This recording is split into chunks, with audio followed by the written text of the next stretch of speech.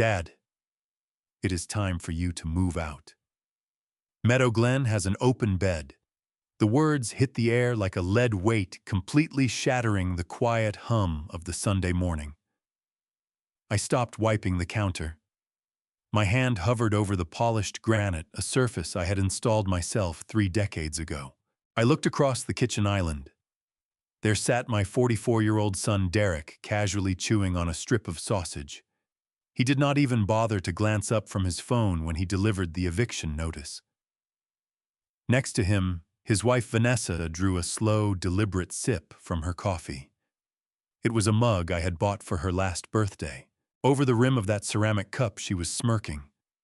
A cold, calculating smirk that told me everything I needed to know. They had planned this. The two of them had sat together in the dark, scheming about how to push a 78-year-old man out of his own home. What they failed to reckon with, though, was that I was nothing like the helpless, oblivious old fool they had sized me up to be. By Wednesday, they would not simply lose me. They would lose the very roof above their heads. Every single thing they believed they had taken from me gone. But before I walk you through how I methodically dismantled their cozy little existence piece by piece, understand this: they never saw a single move coming. Welcome back to Dad Revenge, a channel built for everyone who believes that dignity is worth fighting for, no matter your age. If these stories reach something deep inside you, I would be grateful if you stayed with me by hitting like and subscribing. It truly helps this community grow. Before we go any further, I want to hear from you in the comments. From what you have seen so far, whose side are you already on? And why I should also mention that while this story is rooted in real human experience, certain details and scenes have been shaped for storytelling purposes. Any resemblance to specific individuals or events is purely coincidental, but the message at the heart of it is very real. Let me take you back to that kitchen, to the precise moment my own blood decided I was nothing more than an expiration date. I stood there, a damp dish towel hanging in my hands. Warm North Carolina morning light poured through the windows. This was not just a house. This was a testament to 40 years of sweat calluses and broken fingernails. 4 decades ago, when the Charlotte real estate market was nothing but raw dirt and empty fields, my late wife Lorraine and I bought this plot of land. I was a general contractor. I poured the foundation with my own hands. I framed every wall. I laid each oak floorboard in this house myself so that my family would have a fortress to call home. Lorraine loved this kitchen. I built the custom cabinets to her exact height. I sanded the wood until my palms bled, just to see her smile when she ran her fingers across the finish. The two of us used to sit right here on this floor eating takeout pizza from a cardboard box, listening in our minds to the sound of children running down the halls. I built this house to be a sanctuary, a place of love, warmth, and family. And now here sat Derek, a middle management paper pusher, who couldn't change a flat tire to save his life, planted at the heart of everything I'd ever built, telling me it was time to go. I think it is for the best, Dad, Derek added, finally setting his phone face down on the island. He slipped into that fake, patronizing tone people reserve for toddlers or the terminally ill. You've been getting a little forgetful lately. Last week you left the porch light on all night. It is becoming a safety hazard. We just want you to be safe. Vanessa chimed in, leaning forward across the counter. Her designer bracelets clinked against the granite. Meadow Glen is a beautiful facility. They have round-the-clock care. You will be around people your own age. You won't have to worry about keeping up this big old house anymore. Safety. The word rang through my head, soaked in absolute hypocrisy. I was a retired contractor. My mind was sharper than a surgical blade. Just 3 years prior, I'd spent 2 weeks completely rewiring this house's electrical system to meet modern codes. I installed a smart home security system, I swapped out the old gas stove for an induction cooktop that shuts itself off automatically, specifically, so there would never be a fire risk. Forgetful. I remembered with perfect clarity how they wound up sitting at my island. 4 years ago, Derek appeared at my front door in a downpour. He'd been downsized out of his corporate position. They'd been evicted from their luxury apartment downtown. Vanessa was in tears, mascara streaking her face, swearing they only needed 6 months to save toward a down payment on a new place. They were drowning in car payments, drowning in a lifestyle that had long outrun their means. I opened my doors to them. I gave them the entire second floor. I covered the groceries. I paid the utility bills. I let them live rent-free so they could get back on solid ground. But as the months bled into years, the gratitude evaporated. 6 months became a year. A year became 4.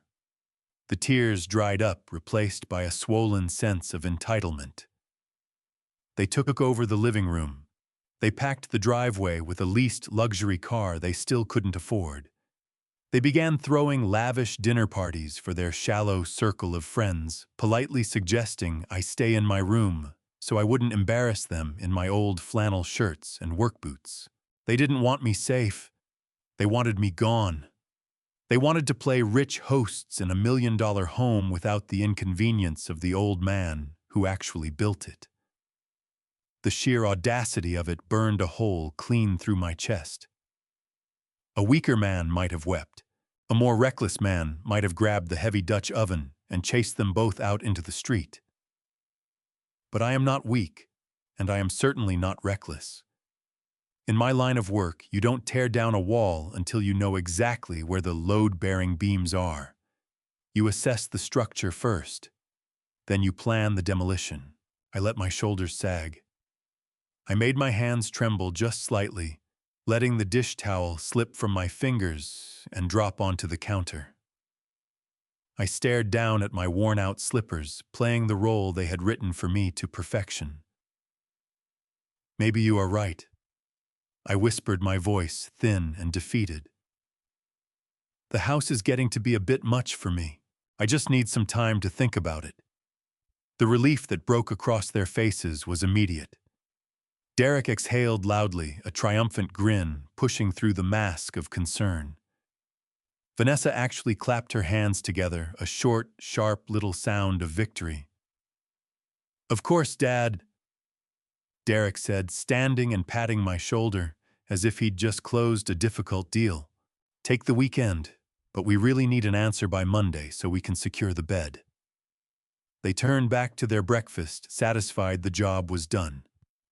I turned and began making my way slowly toward the hallway, dragging my feet, selling every inch of the broken old man illusion. But as I passed the entryway table, my eyes caught Vanessa's expensive leather purse. It was sitting open, carelessly tossed across the mahogany console. Poking out from the side pocket was a thick manila envelope. The corner of the document was visible, stamped with the seal of a local notary public, and several words printed in heavy black ink. Words that made the blood stop cold in my veins. I didn't pause. I didn't stare. I kept shuffling down the hallway toward my bedroom. But the frail old man act died the instant my door clicked shut. The war had just begun. I sat on the edge of my bed, eyes fixed on the floorboards, letting the fury cool and settle into something sharp and immovable. A few minutes later came a soft knock at my door. Derek. He pushed it open without waiting, stepping into my private space with a practiced look of sympathy on his face. In his hand was a cheap, glossy brochure. He walked over and set it gently on my nightstand. It read, Meadow Glen Nursing Home, in bright, cheerful letters. He sat beside me and rested a heavy hand on my shoulder. "Dad, I know this is a lot to take in," he said quietly. "But you have to understand, Vanessa and I are just worried about you. You have been getting so forgetful lately. Last week you left the stove on, You forgot to lock the front door twice. It is just becoming too dangerous for you to be here alone in this big house when we are at work. We love you too much to let something terrible happen to you." I looked at the brochure, then at my son. The lie was so smooth, so thoroughly rehearsed, that I almost had to admire the sheer audacity behind it. Forgetful, dangerous. I turned every word over in my mind with quiet contempt. I am a retired general contractor. My mind is sharper than a steel trap. I still run advanced structural calculations in my head just to keep it that way. As for the stove, I replaced that old gas unit with an induction cooktop 3 years ago. It has an automatic shutoff that triggers the instant a pot leaves the burner. It is physically impossible to leave it on and start a kitchen fire. And the front door, I personally installed a smart lock that engages on its own after 60 seconds. He didn't know any of that, of course. He never paid the house a moment's attention unless something was broken and he needed me to fix it. The truth had nothing to do with my safety or my memory. It had everything to do with their image and their pride. 4 years ago, they crawled to me completely broke, sunk in debt, begging for a roof over their heads. I took them in without a second thought, because he was my son. But now my presence was a stain on their lifestyle. They wanted to perform the role of wealthy, sophisticated hosts for their new circle of affluent Charlotte friends. An old man in flannel shirts and scuffed work boots crossing the living room shattered the illusion of their self-made success. They wanted the $1 million home without the man who built it. They wanted to cut me out of the picture entirely. I made my hands shake. I reached out and picked up the brochure, letting my fingers quiver against the cheap paper. I looked up at Derek with wide, frightened eyes, playing the helpless senior citizen they so desperately needed me to be. "Is it nice there?" I asked, keeping my voice small and unsteady, selling every note of the performance. "It is wonderful, then." Derek smiled, visibly relieved I wasn't fighting back or pushing hard against him. "They have a beautiful garden. They have a piano in the common room. You will make so many friends your own age. Just look over the brochure today. We can talk more about the transition tonight when we get home." He patted my knee, stood up, and walked out of the room, pulling the door shut behind him. The moment that latch clicked into place, my trembling hands went perfectly still. I tossed the insulting brochure straight into the trash can beside my desk. I didn't need a nursing home. I needed a battle plan. I stayed in my room until I heard the heavy thud of the garage door rolling shut. They were gone for work. I crossed to the bedroom window and watched their leased luxury car reverse out of the driveway and vanish down the suburban street. The house sank into a deep, hollow silence. Now it was my turn. If they were scheming to pack me off and seize my home, I had to make certain all my legal paperwork was secure and beyond their reach. I needed to locate my property deed without delay. The original was locked in a safety deposit box at the bank downtown, but I kept a certified copy in my old study at the far end of the hall.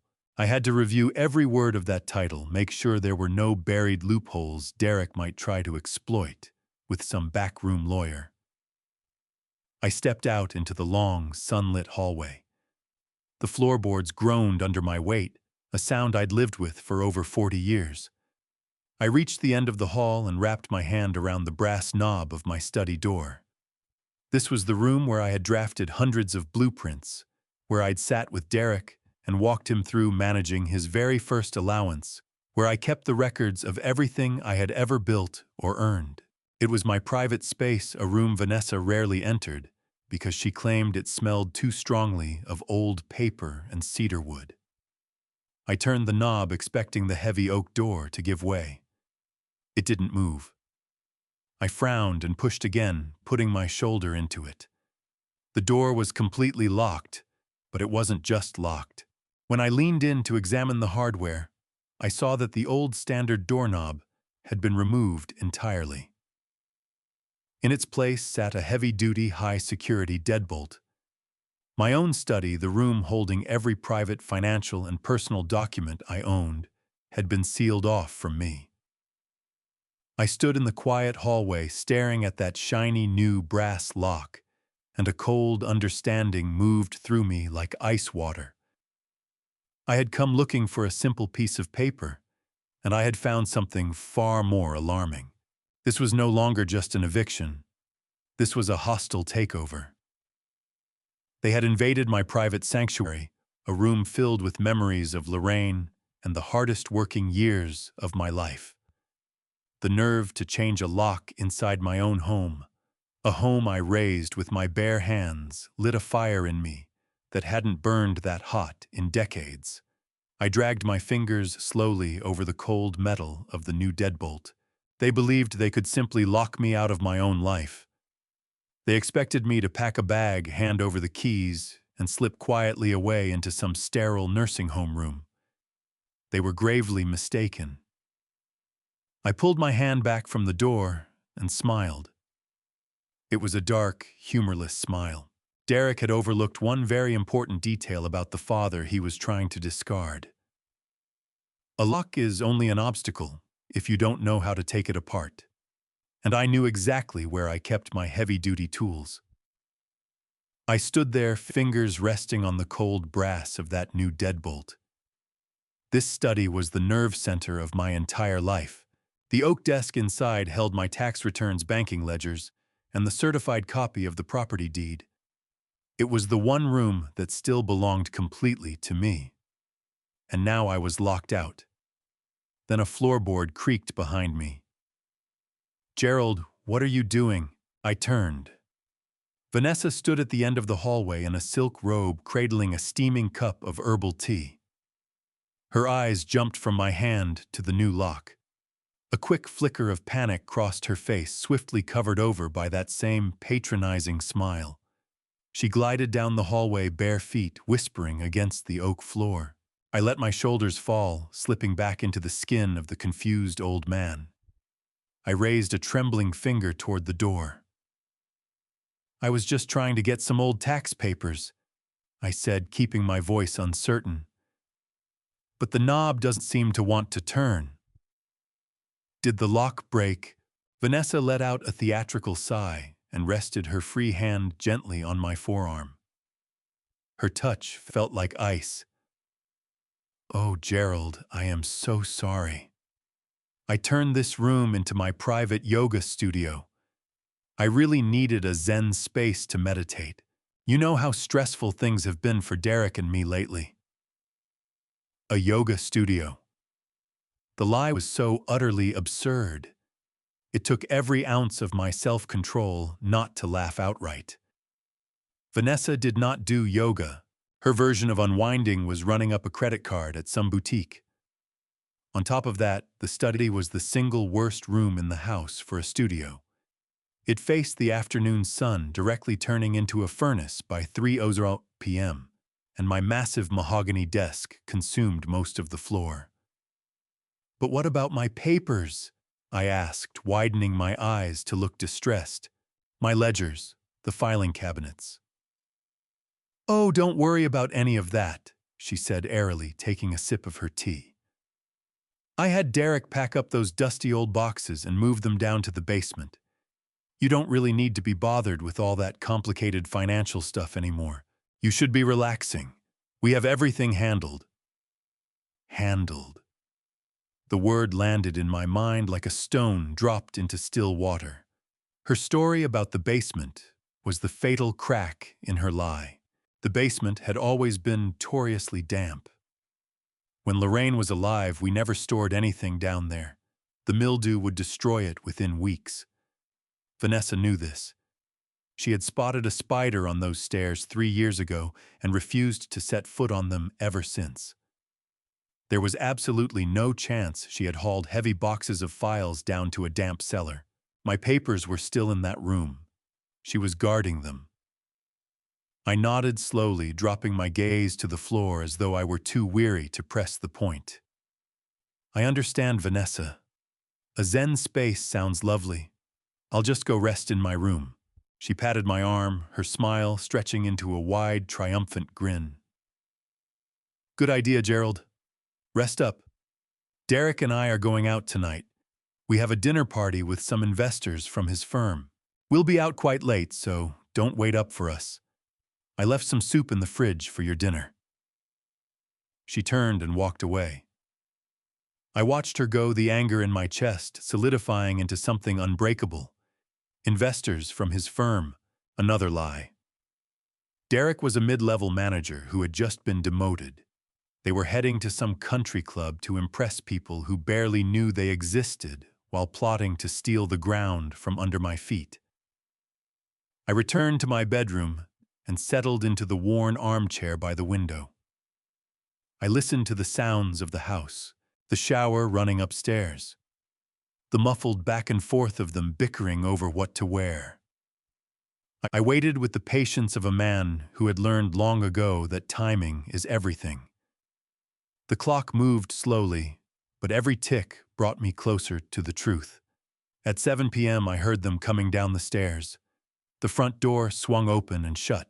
The hum of their leased luxury car carried through the driveway.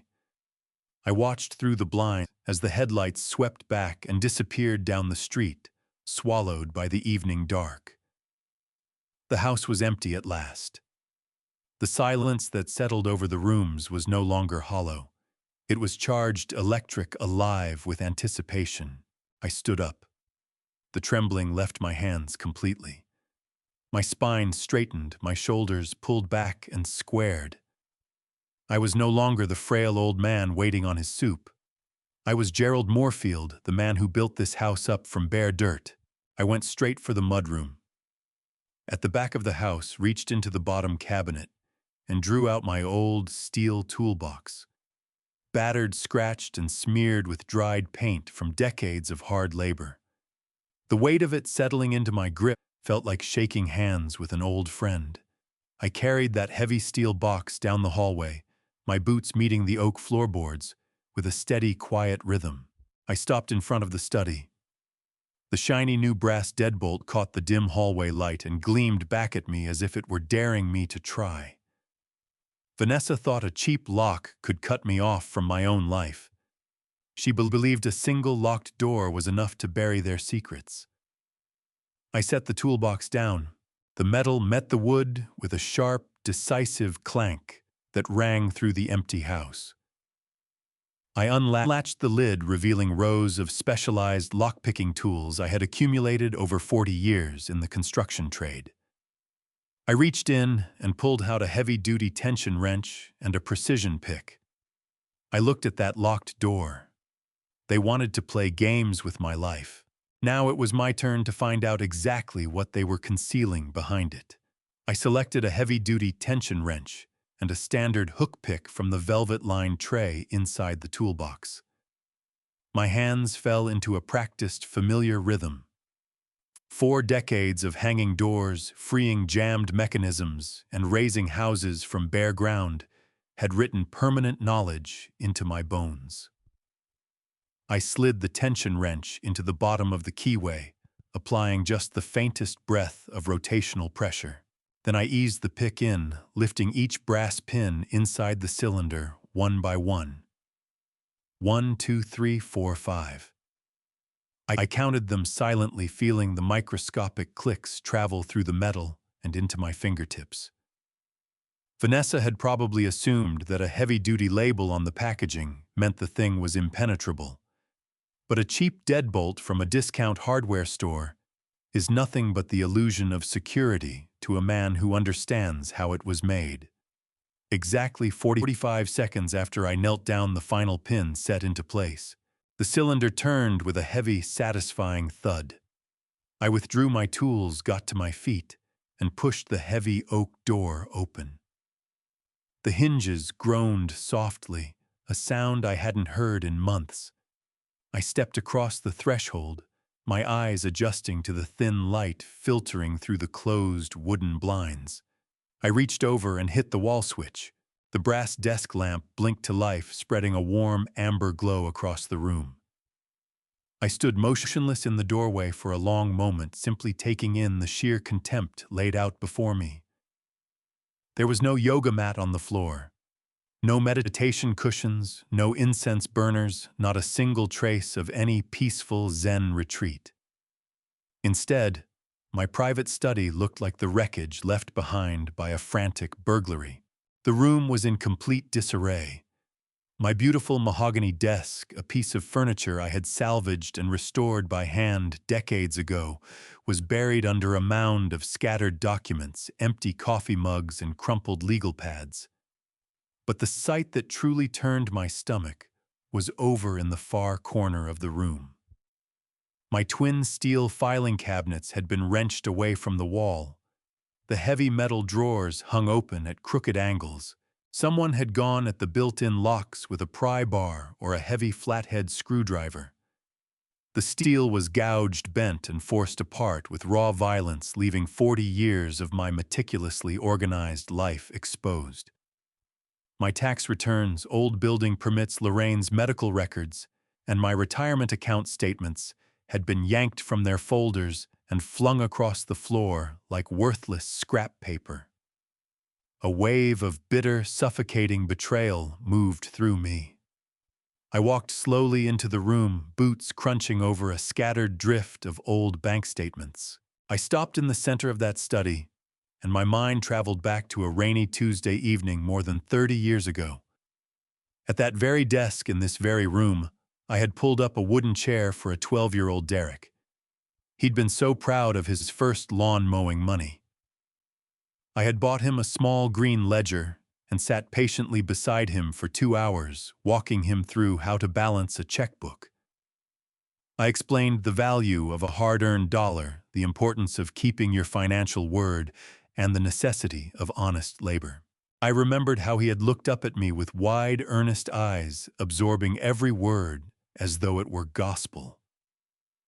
I had believed with every fiber of my being that I was raising a man of integrity. Now, staring at the violently pried steel of those filing cabinets, that memory felt like a cruel joke with no punchline. The boy who had carefully recorded his $5 lawn mowing earnings had grown into a man who would crowbar open his own father's private files while that father sat in the next room waiting on a bowl of leftover soup. It was not just an invasion of privacy. It was the complete and utter desecration of every value I had ever tried to pass on to him. They hadn't simply searched this room. They had torn through it with frantic, greedy desperation. I forced myself to breathe steadily, pushing the grief down and replacing it with the cold, precise mindset of a contractor sizing up a badly damaged foundation. I moved to the mahogany desk and looked over the chaotic spread of papers covering it. They were hunting for something specific. You don't destroy 2 heavy steel filing cabinets unless you're after one very particular document. I began carefully sifting through the pile, moving aside the crumpled pads and old coffee-stained rings. Beneath a stack of old utility bills, a familiar sheet of heavy stock paper caught my eye. I pulled it free. It was the deed to the property, my certified copy. My heart skipped a beat, then steadied as I recognized the watermark. Thank God my lawyer Clifford had urged me years ago to keep the original sealed in a secure bank vault downtown. But the fact that Derek had dug out the copy told me they were actively probing the legal boundaries of my ownership. I set the deed aside and kept searching. Right next to the keyboard of an old laptop they had left plugged in, I spotted a thick stack of freshly printed emails. The paper was still crisp to the touch. I picked up the stack and adjusted my reading glasses. The emails had been sent from Derek's personal account, not his work address. I looked at the recipient. It was a representative from a company called Summit Crest Financial. I recognized the name immediately from my years in real estate. This was no traditional bank. It was a predatory lending outfit notorious for extending high-interest, aggressive cash loans against property assets. My eyes moved across the printed text, jumping from paragraph to paragraph. Then my vision sharpened, and with a rush of adrenaline, The representative from Summit Crest Financial was walking Derek through the process of securing a massive loan. You don't get a loan that size without collateral. And Derek had absolutely no assets. The luxury car belonged to a dealership. Vanessa's wardrobe was bought on credit. The only valuable asset of any significance was the house I was standing in. I read a highlighted paragraph halfway down the second page. The officer had written, "They could not proceed with property leveraging unless Derek was the primary title holder or possessed full legal authority over the current owner." My stomach clenched as the full shape of their scheme came into focus. They weren't simply trying to put me in a home. They were trying to use my property as a private ATM to bankroll their delusions. I dropped the emails on the desk and pulled open the remaining drawers. I needed to know exactly how far my son was prepared to go. I drew out the bottom right drawer. It was packed with thick legal folders. I grabbed the top one and flipped it open under the desk lamp. Inside was a single document. The bold heading at the top read, "Durable Power of Attorney." My eyes moved through the dense legal language, picking out key phrases that landed like physical blows. It granted Derek complete control over all of my financial assets, real estate holdings, bank accounts, and investment portfolios. But it didn't stop there. The second section moved into medical territory. It gave him the absolute right to make every healthcare decision on my behalf, including the authority to place me in a long-term care facility against my will and the power to direct my end-of-life care. This was not merely a financial theft. This was the total erasure of my autonomy. They were drafting the paperwork to strip away my voice, my freedom, and every right I possessed. I turned to the final page, my breath catching in my throat. There on the signature line at the bottom was my name, Gerald Moorfield. I stared at the ink. The cursive loops were a clumsy imitation of my handwriting. Derek had clearly attempted to copy my signature from some old card. He'd pressed too hard, causing the ink to pool at the end of each letter. Beside the forged signature sat a bright blue notary stamp, complete with a name I had never encountered in my life. It was a counterfeit seal, the kind anyone can order online with a credit card. The forgery was sloppy, the panicked work of an amateur. But I knew enough about how the modern legal system actually functions to understand just how dangerous this document truly was. If Derek walked into a busy bank branch or a predatory lending office with this paperwork, a careless clerk might process the request without a second glance. Once the machinery of a massive financial transaction began moving, it would take years of costly legal battles to prove the fraud and undo the damage. I could not allow this document to see daylight, but I couldn't destroy it either. It was the proof of their betrayal. I reached into my pocket and drew out my smartphone. My hands were steady now, anchored by a cold, calculating rage. I opened the camera and made sure the flash was disabled.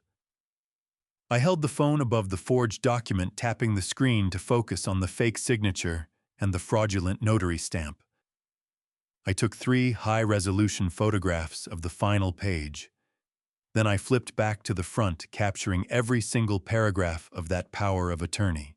I moved on to the printed emails, photographing the dates, the sender addresses, and every exchange, discussing how to leverage my home. I was building an ironclad case, one brick at a time. I reviewed the images in my gallery, zooming in to confirm every word was perfectly legible. The evidence was secured. I slipped the phone back into my pocket and reached to close the legal folder. Everything had to go back precisely as I had found it. But before my fingers could graze the cardboard cover, a low rumble vibrated through the floorboards. The heavy mechanical groan of the garage door opening. My heart slammed hard against my ribs. They were back. The dinner party must have ended early, or they had lied about the evening altogether. It didn't matter. They were pulling into the garage right now. I had fewer than 30 seconds before they came through the mudroom door. I moved with the speed and sharpness I had no business expecting from a 78-year-old body. I drove the folder back into the bottom drawer and shoved it shut. I swept the scattered bank statements and emails back into the chaotic heap they had made on the desktop. I snatched my tools from the desk and forced them deep into my pockets. I killed the desk lamp, dropping the study back into darkness. I stepped out into the hallway and pulled the heavy oak door firmly closed behind me. I worked the tension wrench and hook pick out of my pocket. My hands moved entirely on muscle memory. I fed the tools into the new brass deadbolt. I could already hear car doors thudding shut in the garage. Then the mudroom lock clicked open. I worked the pins inside the cylinder frantically. 1, 2, 3, 4, 5. The mechanism caught. I rotated the tension wrench, driving the deadbolt firmly home. I pulled the tools free just as I heard Vanessa's voice rising above the sound of her own heels, complaining loudly about her shoes. I pocketed the picks and moved silently down the hallway toward my bedroom. I stepped inside and eased the door to a hair's width open, leaving just a crack. A moment later, the hallway light snapped on and footsteps rang out heavily across the floor.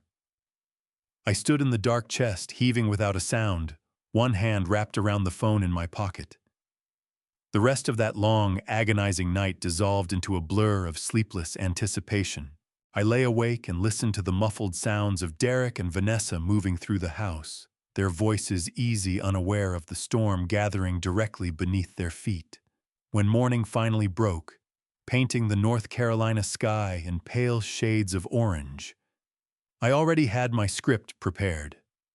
I walked into the kitchen at 7:30, dragging my feet with deliberate care. Derek was pouring his coffee.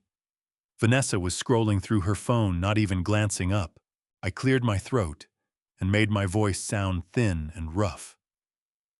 I told them my joints were aching badly and that I had booked a last-minute appointment with Dr. Higgins downtown.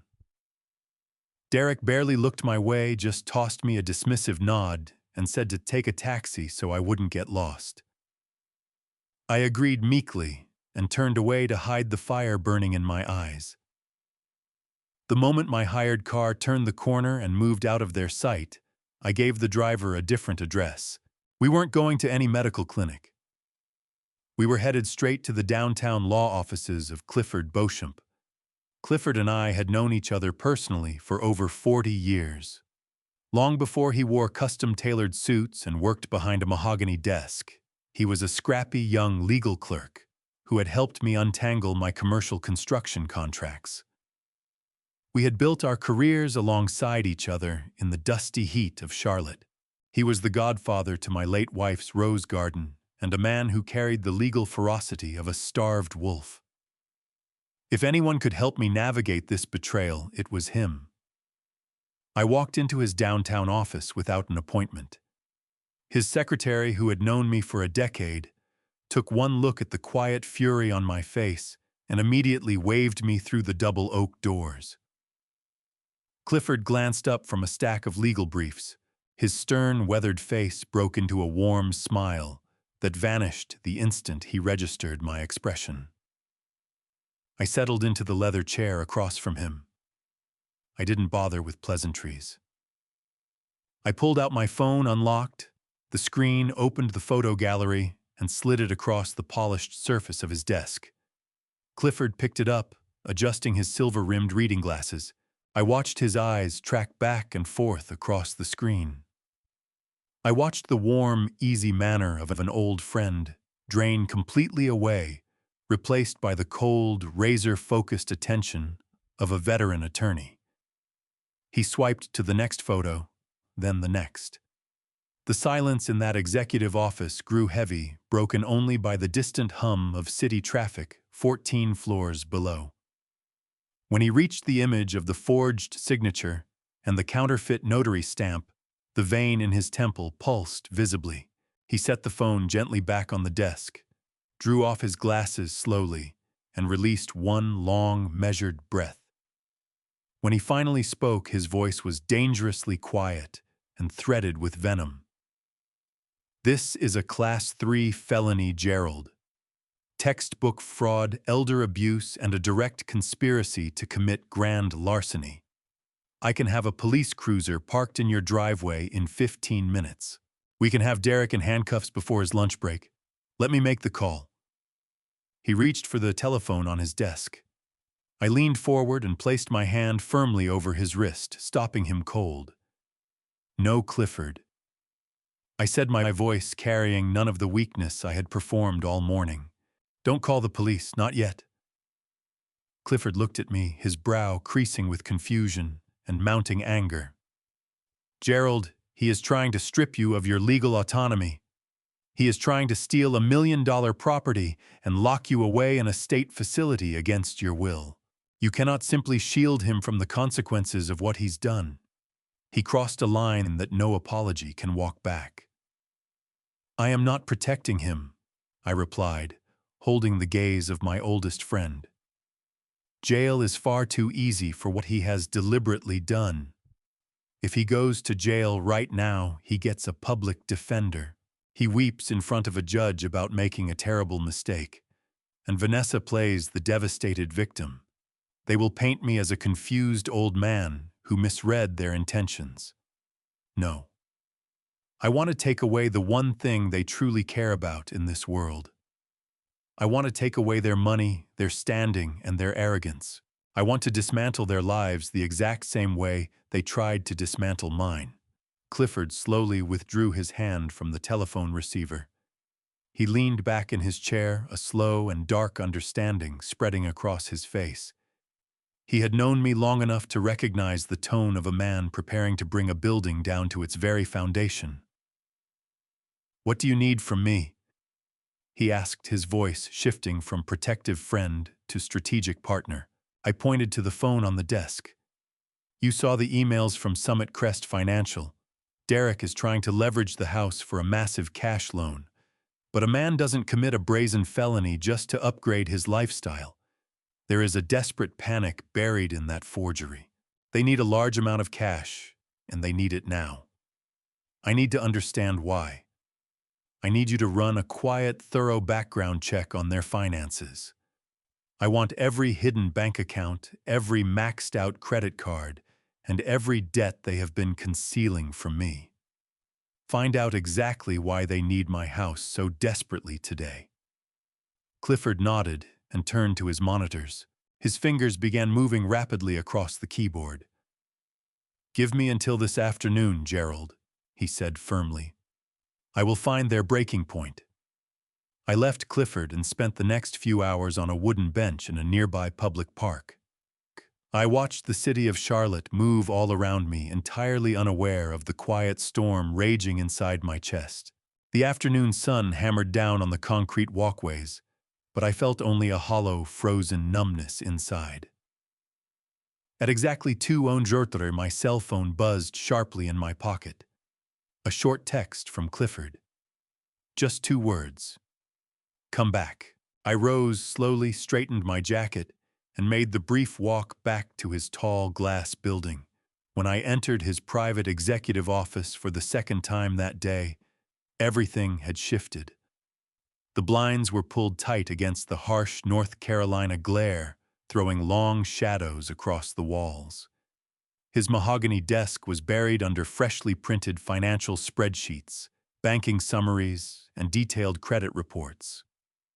Clifford sat there, rubbing his temples with both hands, looking precisely like a man who had just cataloged the wreckage of something catastrophic. He gestured silently toward the leather chair. I sat down and braced myself inwardly for what was coming. Clifford leaned forward, hands folded firmly over a thick stack of documents. Gerald, he began quietly, his voice weighted with disbelief. I knew your son was living well beyond his means, but the true scale of his financial situation is far worse than either of us could have anticipated. He slid a single crisp sheet across the desk toward me. A consolidated debt summary. I studied the bold figure printed at the bottom of the page. $140,000. I blinked, convinced my eyes were deceiving me in the dim light. $140,000 in unsecured credit card debt. And that staggering number didn't even touch the least luxury car sitting in my driveway, let alone their everyday living costs. This was pure consumer debt. A terrifying mountain of financial wreckage built on high-interest plastic and arrogant, foolish delusion. How is any of this even possible? I asked, my voice barely a strained whisper. They live in my home without paying a cent of rent. I cover the annual property taxes out of my own pocket. I pay every utility bill each month without fail. So where did all of this money go? Clifford began working through the stacked pages, laying out the grim details of their hidden, desperate reality. Vanessa has a serious shopping addiction, he said grimly, tapping a finger firmly against a lengthy credit card statement. She has been treating high-end luxury boutiques like their ordinary grocery stores. Thousands of dollars every single month, designer clothing, imported luxury handbags, and expensive boutique salon treatments. She even opened 3 secret credit accounts under her maiden name, just to keep the spending going. But her habit is only half of this disaster. Clifford pulled another document from the pile. It was a confidential employment verification record. Derek had been demoted at his corporate firm over 8 months ago. He lost his senior management title permanently, and along with it, nearly 40% of his annual salary. Rather than scale back their lifestyle, or simply tell me the truth, they doubled down hard. They ran up high-interest credit cards to paper over the gap performing normalcy, while they sank beneath compounding interest and mounting late fees. I settled back into the leather chair, a nauseating blend of disgust and deep sorrow washing over me.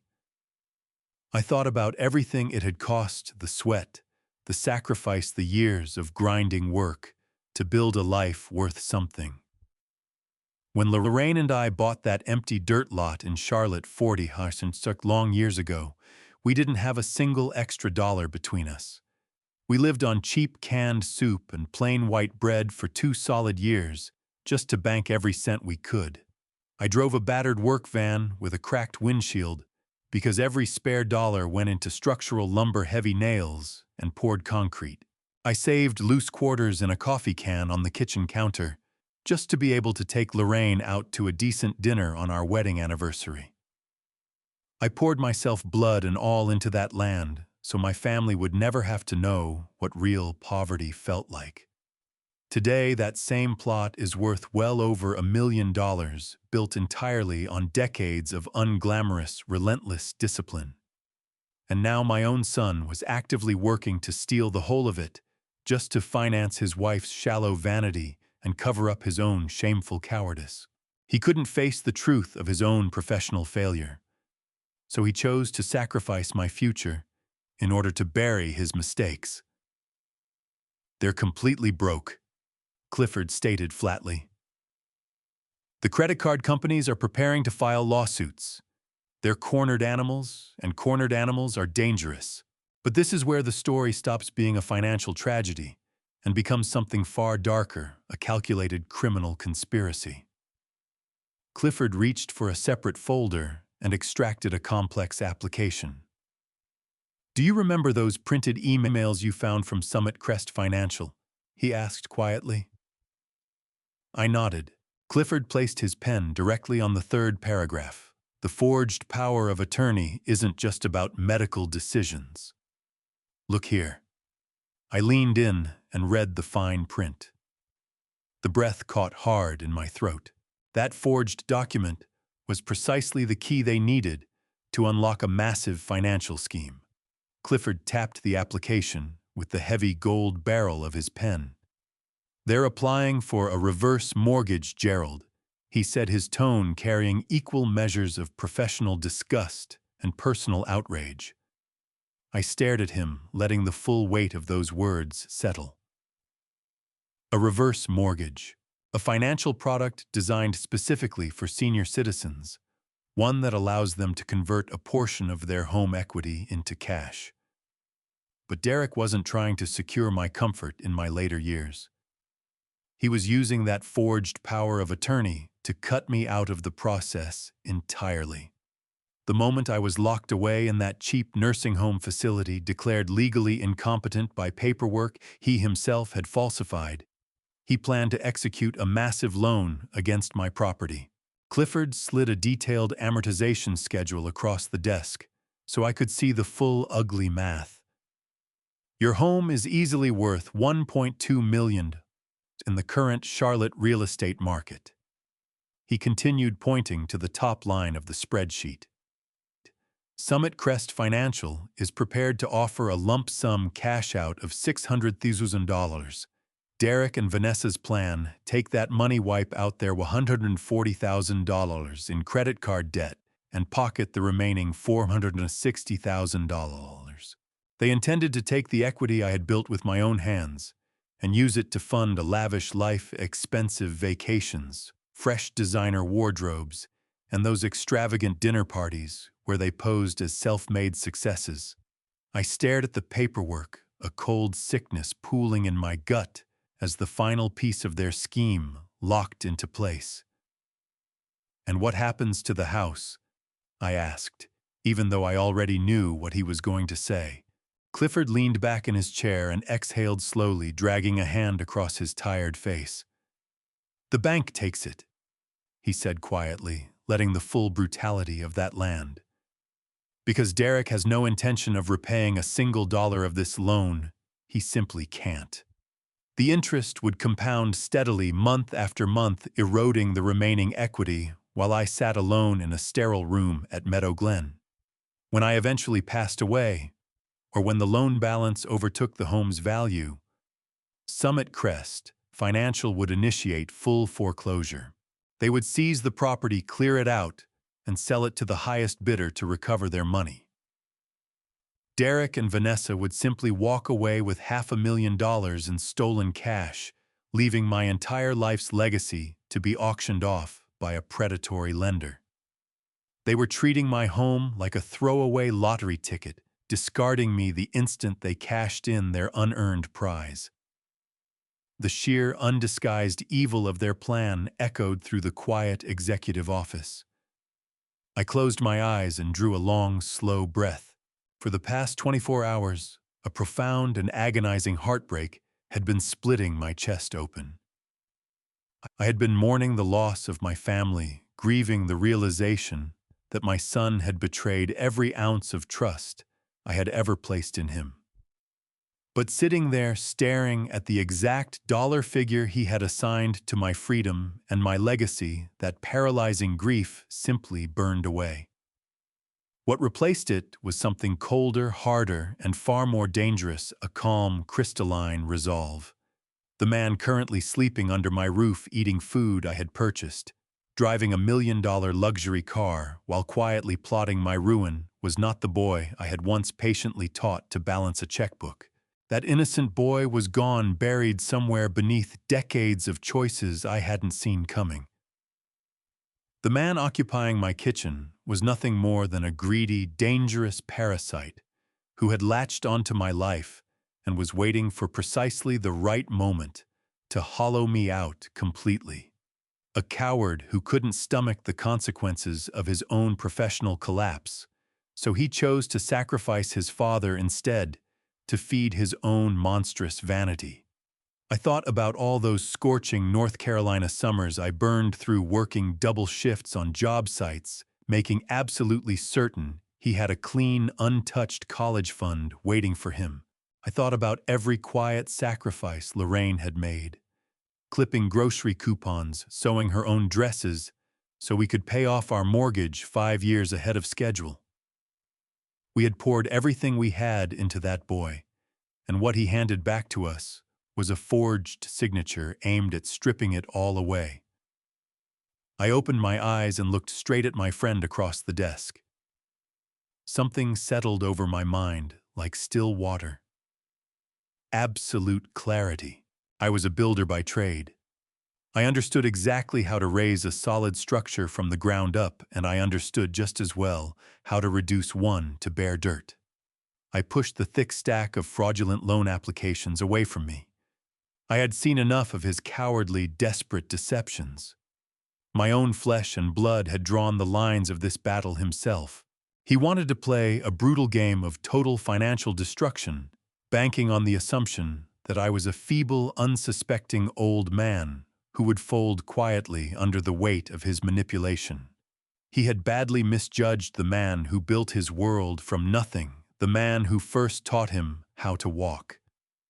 I leaned forward, forearms pressed to the polished mahogany, and held Clifford's gaze without flinching. I was no longer the wounded father searching for answers or comfort. I was a man who had decided on war. We are going to move first, and we are going to hit hard. I need you to answer one question right now. I said, my voice level sharp and completely stripped of warmth. How quickly can we legally sell this property to a cash buyer before Wednesday? Clifford studied me from across the desk, eyes narrowing to a fine point, and then a slow, knowing smile crossed his face. He understood exactly what I was asking, and he understood the full devastating scale of what I intended. Selling real estate in under 48 hours is, under normal circumstances, impossible. But Charlotte, North Carolina was not a normal market. It was a pressure cooker of corporate development. Clifford reached for his thick leather contact book from the corner of the desk. "You listed on the open market, you're looking at months," he said, lowering his voice. "But if you want cash wired into a secure trust today with zero contingencies, we skip the families entirely and go straight to the corporate players." He worked through the pages until a particular business card stopped him. He slid it out and tapped it on the desk surface. "Pinnacle Ridge Development," he said aloud, "a major corporate real estate firm. They've been quietly acquiring large residential lots on your side of the city, tearing down older homes and putting up luxury condominiums in their place. They operate entirely in cash. They purchase properties strictly as is. The paint, the plumbing, the roof, none of it matters to them. All they want is the ground beneath the foundation." I leaned in, everything clicking into motion in my mind. A corporate buyer was ideal. No emotions, no entanglements with family history. A faceless machine driven entirely by legally binding contracts and hard deadlines. "Call them," I said. My tone left no room for discussion. "Tell them the property is off market, but it's theirs for $1.2 million if they can close by tomorrow evening." Clifford picked up his phone and dialed. He put it on speaker so I could hear everything. A polished, professional voice picked up on the second ring. Clifford made the introduction, cut past the small talk, and laid the offer on the table, my exact address, the asking price, no frills. I listened as the corporate representative typed quickly on his end. Within moments, the man confirmed that my property fell squarely inside their primary acquisition zone. He sounded eager. He stated that $1.2 million was well within their available cash reserves. But he cautioned that their standard expedited closing took a minimum of 7 business days. I gave Clifford a sharp shake of my head. 7 days was not something I had. By next week, Derek would have his forged documents filed and my assets frozen solid. I needed the sale completed and the house out of my name before dawn on Wednesday. Clifford held up one finger. "Wait." He leaned closer to the speaker, his voice dropping into a firm, deliberate register. "7 days doesn't work for my client," Clifford told the representative. "My client is putting a prime, highly sought-after corner lot in front of you. But this is a compressed timeline. You can have this property for $1.2 million cash, wired into our trust account, by tomorrow afternoon. But there is one non-negotiable condition attached." The line went quiet.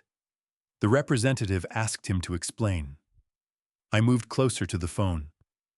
"I am the homeowner," I said, making certain my voice carried full authority. "I will transfer the deed to your corporation tomorrow.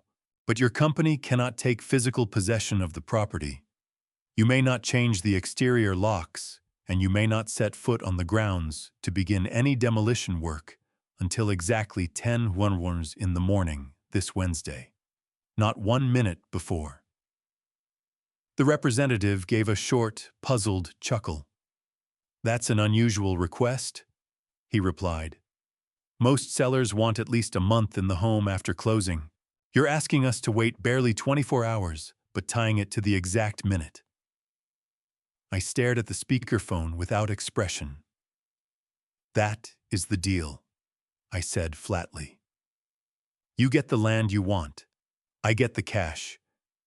But if any of your people appear before 10:00 Wednesday morning, the agreement is void."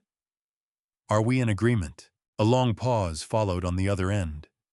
I could make out the muffled sound of the representative conferring quietly with someone in the background. Then the voice came back. "We have an agreement, Mr. Moorfield," he said smoothly. "We'll draft the cash purchase agreement immediately and send it straight to your attorney. We'll honor your timeline. Wednesday morning at exactly 10 and Pinnacle Ridge Development takes full legal and physical possession of the property." I thanked him, and Clifford ended the call. The click of that receiver hit like a gavel in a courtroom. The trap was set. The legal machinery was now turning, and there was not a single thing Derek or Vanessa could do to stand in the way of a multi-million-dollar corporation claiming what would be contractually theirs. Clifford printed a preliminary intent to sell document and slid it across the desk. I took his gold pen and signed. This time the signature was no sloppy forgery. It was deliberate, clean, and final. I stood up from the leather chair and felt something unexpected, a strange, quiet weightlessness. The house was gone. The fortress I had built for my family would become a pile of broken lumber. But sorrow wasn't what I felt. I felt justice.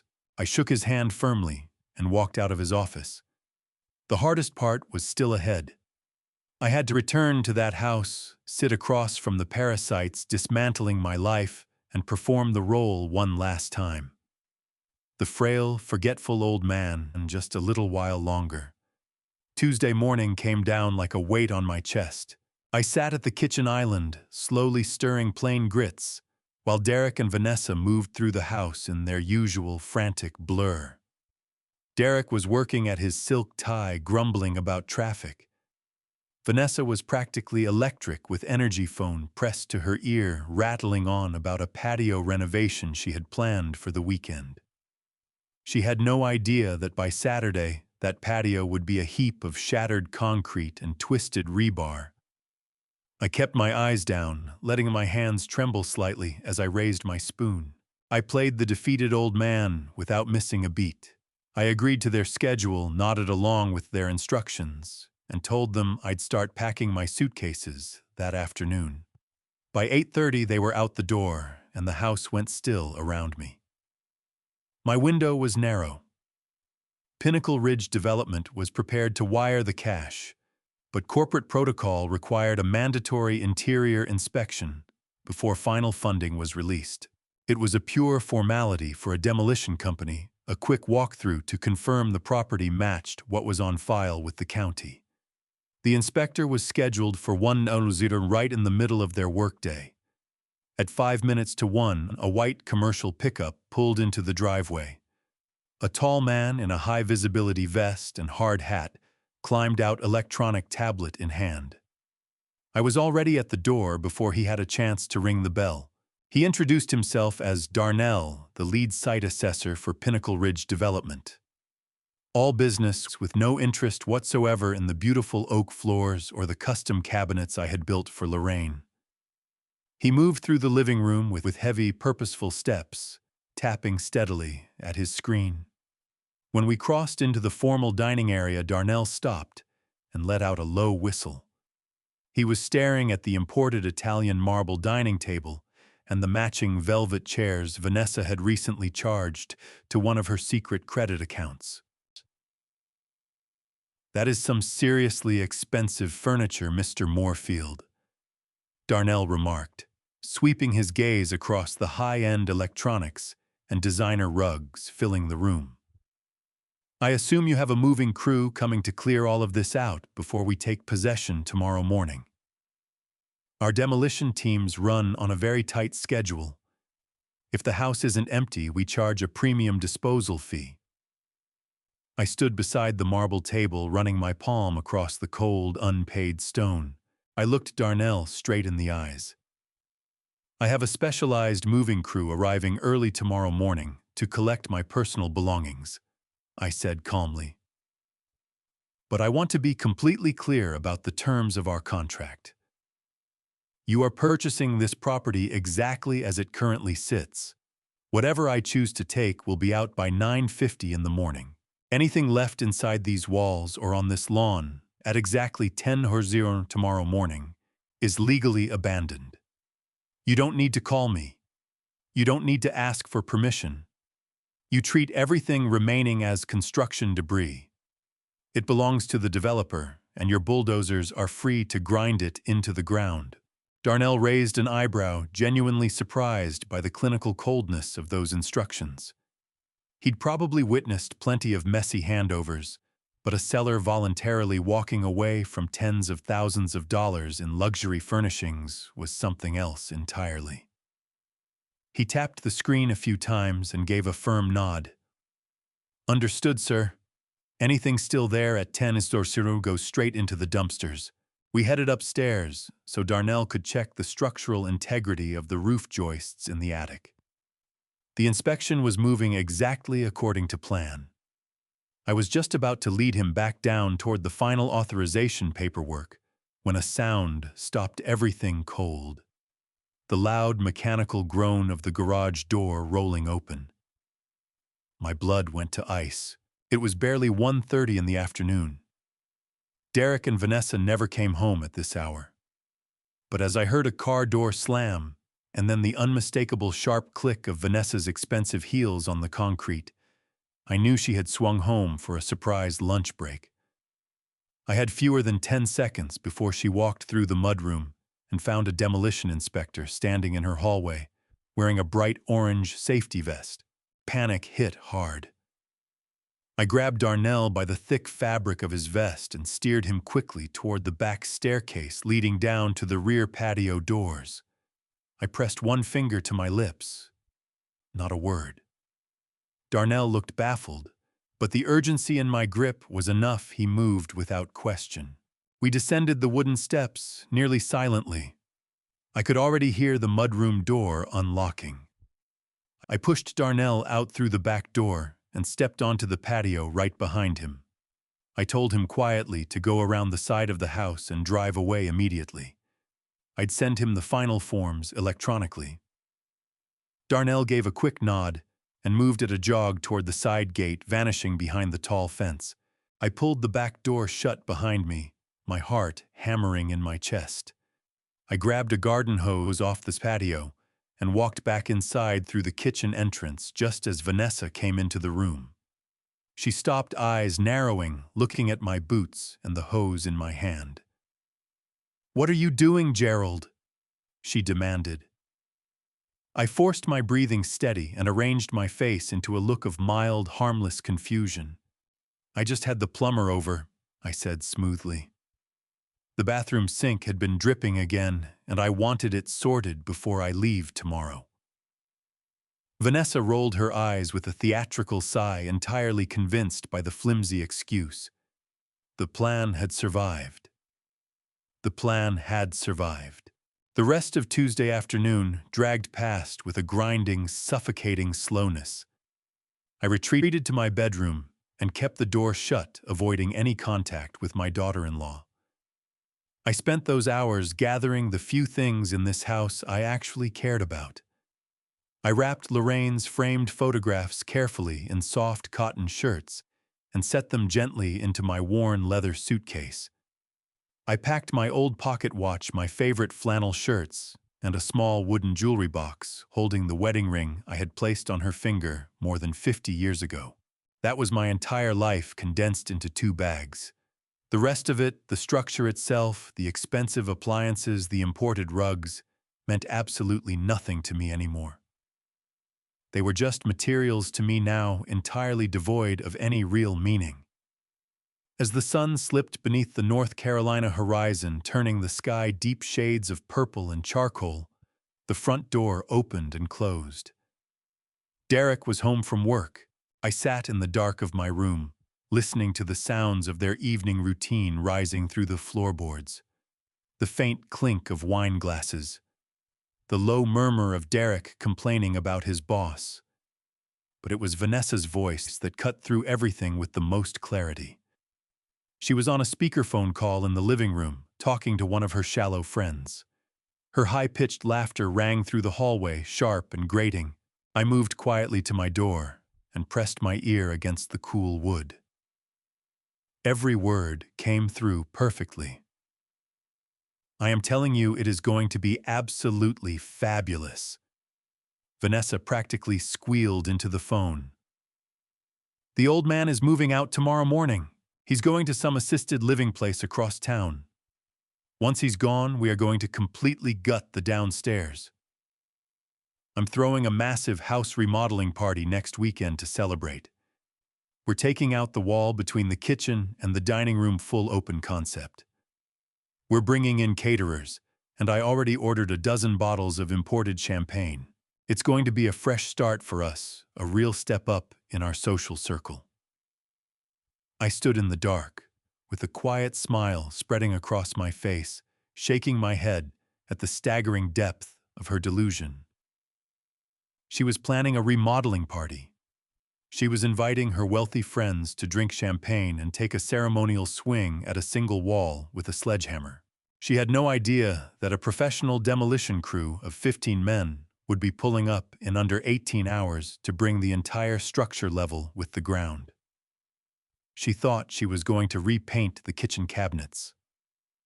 Pinnacle Ridge Development was going to reduce them to splinters with a bulldozer. The poetic irony of that conversation was almost too rich to contain. I stepped back from the wooden door and crossed to the small writing desk in the corner of my room. I reached into my bag and pulled out the secure digital tablet Clifford had given me that morning to keep our communications encrypted over the home network. I pressed the power button, and the screen cast a pale blue glow across my face. I opened the secure email portal. Sitting at the top of the inbox was a message from Clifford Beauchamp marked high importance. The subject line read, "Final closing documents for immediate execution." I drew a long, steadying breath and tapped to open the file. The document ran 40 pages dense with corporate language liability waivers and the complete transfer of property rights. I worked through the summary page confirming every detail we had negotiated. The purchase price was stated clearly, $200,000 payable in full by cash wire transfer. I scrolled to the funding section. Clifford had executed his side of the plan without a single flaw. The destination account for the corporate funds was not my local checking account, the one Derek might attempt to freeze or challenge using his forged legal paperwork. Instead, Clifford had established a private offshore trust account in my name alone. The moment the contract was signed, the money would move across international borders and vanish into a secure financial fortress, completely beyond the reach of my son, his predatory lenders, or any local court. Derek had planned to steal my equity and use it to retire his mountain of credit card debt. Now he wouldn't be able to locate a single cent of it, even with a team of private investigators on the case. I reached the final page. A glowing yellow field indicated where my digital signature was required to execute the binding contract. I paused for just a fraction of a second. I let my eyes move around the room, the crown molding I had fitted myself, the solid window frames I had constructed, the sturdy floor beneath my feet. This house had held my greatest joys and my sharpest grief. It was the physical shape of my adult life. But the people downstairs had poisoned everything inside it. They had transformed my sanctuary into a cage built on lies. I placed my finger against the smooth glass of the tablet and slowly traced my signature. I pressed submit. A green checkmark appeared accompanied by a soft chime. The confirmation message on screen told me the wire transfer had been initiated and completed successfully. The money was secured. I switched off the tablet and set it aside. I looked out through the glass into the dark North Carolina night. The sale was done. Legal title had passed to someone else. I was sitting inside a building that no longer belonged to me. The property was now the legal asset of a corporate demolition company, and the clock to destruction had officially started running. Morning light broke through the curtains and spread a pale gray wash across my bedroom. It was Wednesday, the day of reckoning. I swung my legs off the bed joints cracking in the stillness of the room and crossed to the closet. The occasion called for a very specific wardrobe. I passed over the neatly pressed button-down shirts and reached instead for a faded moth-eaten flannel and a pair of trousers that hung slightly loose on my frame. I needed to look precisely like the beaten-down, diminished old man they had so badly needed me to be. I moved to the corner of the room where my 2 worn leather suitcases were waiting. I had packed them the night before, carrying nothing but the handful of precious things worth taking. The heavy quiet of the house was cut by the sound of upbeat music drifting up from the kitchen below. They were playing celebratory music. I gripped the handles of my suitcases. I let my posture sag, shoulders rolling forward, chin dropping toward my chest. I rehearsed a long, rattling sigh before I opened my bedroom door. I dragged the cases down the hallway, making sure the hard leather knocked loudly against each wooden step. Every movement was deliberate, calculated theater. When I finally reached the bottom of the staircase, I hauled my bags into the bright kitchen. Derek and Vanessa were at the island with their expensive espresso drinks practically radiating a sickening, vibrant excitement. Vanessa was wearing a brand new designer dress, purchased no doubt on another maxed-out credit card, and Derek carried a smug, loose-limbed ease I hadn't seen from him since the day he moved in 4 years ago. They looked like 2 people who believed they'd just hit the jackpot, utterly unaware that the winning ticket they were clutching was completely counterfeit. Vanessa spotted me first. She set down her coffee and crossed the room toward me, her expression shifting into a mask of exaggerated saccharine concern. She wrapped both arms around my shoulders in a hollow, performative embrace. I stood motionless, her expensive perfume filling my nose, fighting every instinct, demanding I pull away. I could feel the absolute falseness in it, the kind of hug you give a stray animal before you drop it somewhere you never have to see it again.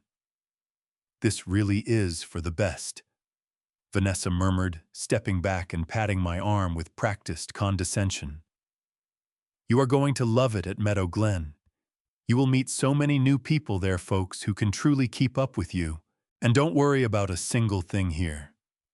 Derek and I are going to take wonderful care of the house. We have so many exciting plans for the space. It is going to be like a fresh start for everyone." I kept my gaze on the floor, letting my hands tremble against the suitcase handles. I suppressed the overwhelming urge to laugh directly in her face. A fresh start. She had no idea how precisely devastatingly accurate those words were about to become. In less than 2 hours, her fresh start was going to involve a crew of broad-shouldered workers tearing the very cabinets she was leaning against right out of the wall. I offered a weak, wilted nod and mumbled a quiet thank you, letting my voice catch slightly for full effect. Derek checked his reflection in the stainless steel refrigerator, adjusting his silk tie with practiced vanity. He collected his expensive leather briefcase from the island. He did not look sad. He did not look torn. He looked relieved the way a man looks when he's just successfully taken out the trash. He turned toward me, clapping his hands together once with a sharp crack that rang through the kitchen. "Well," Dad Derek said, glancing at the heavy gold watch on his wrist. Vanessa and I really need to get moving. I have a big morning meeting I absolutely cannot miss. The shuttle from the nursing home is picking you up at 9 sur, right? I kept my head bowed and gave another slow, hollow nod. Yes, I murmured. The shuttle comes at 9. I will wait right here by my bags. Derek smiled wide and predatory, the warmth stopping well short of his eyes. Good. That is good. The facility director said the whole transition process is very straightforward. Just hand them your paperwork when you arrive. Oh, hold on a moment. He paused, reaching into the inner pocket of his tailored jacket. He pulled out his leather wallet and opened it. I watched him from beneath my lowered lashes, wondering what final line he had prepared. What he did next extinguished every last trace of mercy that might have still been breathing somewhere inside me. He pinched out a single crisp piece of currency. He walked over and tucked it into the breast pocket of my flannel shirt, giving my chest a light, patronizing pat. Here is a little something so you can grab some snacks from the vending machine, he said with easy, casual generosity. It was a crisp $200 bill. A paltry gesture in exchange for stealing $1 million property. Have a good life, Dad, he added as if in passing. Then without a single backward glance, my son and his greedy wife walked out the door and left me alone in the kitchen. I listened to the garage door grind shut. I reached into my pocket, drew out the $200 bill, and let a real smile cross my face, slow, quiet, and absolutely terrifying. The final act could now begin. I stood alone in the stillness of that kitchen, the crisp bill resting in my open palm. I stared down at it, running my thumb over the printed numbers. $200. A sum so breathtakingly insulting it momentarily robbed me of words. This was the final value Derek had assigned to my entire existence. This was his grand, magnanimous farewell. After methodically engineering a scheme to strip away a property worth $200,000. He believed that pressing a single note into the pocket of my old flannel shirt would dissolve whatever guilt might be stirring in him. He thought it would buy him a clear conscience while he finalized forged documents to have me locked away in a state-run facility. I thought about the thousands of hours I had spent under the punishing North Carolina sun, driving nails and pouring concrete so that he would never have to know what financial panic felt like. I remembered the moment I handed him his very first set of car keys. I remembered writing the check for his full college tuition. And now he was offering me vending machine money to quietly vanish. I folded the bill in half, then in half once more, and pressed it deep into my pocket. I made myself a silent, ironclad promise at that exact moment. Not a single cent of this degrading handout would be spent on myself. I would use that very bill to tip the foreman of my moving crew. It was the only fate that dirty money deserved. I turned from the kitchen island and moved toward the front of the house. I no longer had to shuffle, but my body was still humming with the adrenaline of the performance. I entered the spacious, formal living room and stopped beside the large bay window. I reached out and eased back the edge of the heavy silk curtains Vanessa had charged to yet another maxed-out card. I looked through the clean glass into the bright morning. The wide driveway gleamed in the sunlight. The white garage door stood fully open, revealing their leased silver Tesla. What I am about to share with you changed everything, not just for me, but for everyone in that house. Before I do, I want to ask you something honest. If you slowly began to suspect that someone you loved and trusted was quietly working against you, would you confront them face to face? Or would you gather every piece of proof first and let the truth do the talking? Derek was already dropping into the driver's seat, tugging at his tailored jacket so it wouldn't crease. Vanessa settled into the passenger side, tilting the vanity mirror toward her face, adjusting her oversized designer sunglasses, without a care in the world. To anyone passing by on that quiet suburban street, the picture would have looked like the very definition of modern American success. An attractive, upwardly mobile couple heading out to conquer the corporate world from their sprawling luxury home. It was an elaborate top-to-bottom fiction. The luxury car was leased. The designer clothes were unpaid. The house they wore like a trophy was legally gone. They were two desperately overextended performers in expensive costumes with no idea the theater they called home was scheduled for immediate demolition. A pitiful charade that was about to come to a very abrupt end. The sleek electric vehicle hummed quietly to life, a soft, barely audible sound compared to the bellowing diesel engines of the heavy construction equipment I had spent my life behind. The Tesla eased backward down the driveway, rolling smoothly over the pristine concrete I had poured and leveled with my own hands 30 years ago. I watched them closely, searching for any flicker of hesitation, guilt, or second thought. I waited to see if Derek would let the car slow, if he'd glance back at the house he grew up in, maybe steal one last look toward the window to silently acknowledge his father. He did none of those things. He didn't tap the brakes. He didn't turn his head. He shifted into drive and pressed the accelerator down without ceremony. The silver car moved smoothly along the quiet street, gliding past the well-kept lawns and the tall oaks. I kept my eyes fixed on the back of that car, all the way to the intersection at the end of the block. The red taillights briefly flared in the morning sun as he paused at the stop sign. Then the right turn signal blinked. The Tesla rounded the corner and was gone, absorbed into the flow of morning commuter traffic. They were officially out of the picture. The neighborhood settled back into its usual quiet, entirely unaware of what was bearing down on it. The instant that silver car disappeared behind the distant tree line, something changed in my body, a deep physical shift. The stooped, beaten posture I had held all morning released like a valve opening. I rolled my shoulders back and felt my spine straighten with its old, familiar strength. I lifted my chin, pulling in a long, full breath. The trembling hands, the shuffling gait, the hollow stare of a helpless old man, all of it gone. The frail, confused victim they had counted on was finished. I was Gerald Moorfield again, the master builder, the undisputed owner of the dirt beneath my feet, and the man who had engineered their destruction. I stepped away from the front window and walked to the center of the living room. I reached into my pocket and drew out my smartphone. I bypassed my contacts and dialed the 10-digit number I had committed to memory the day before.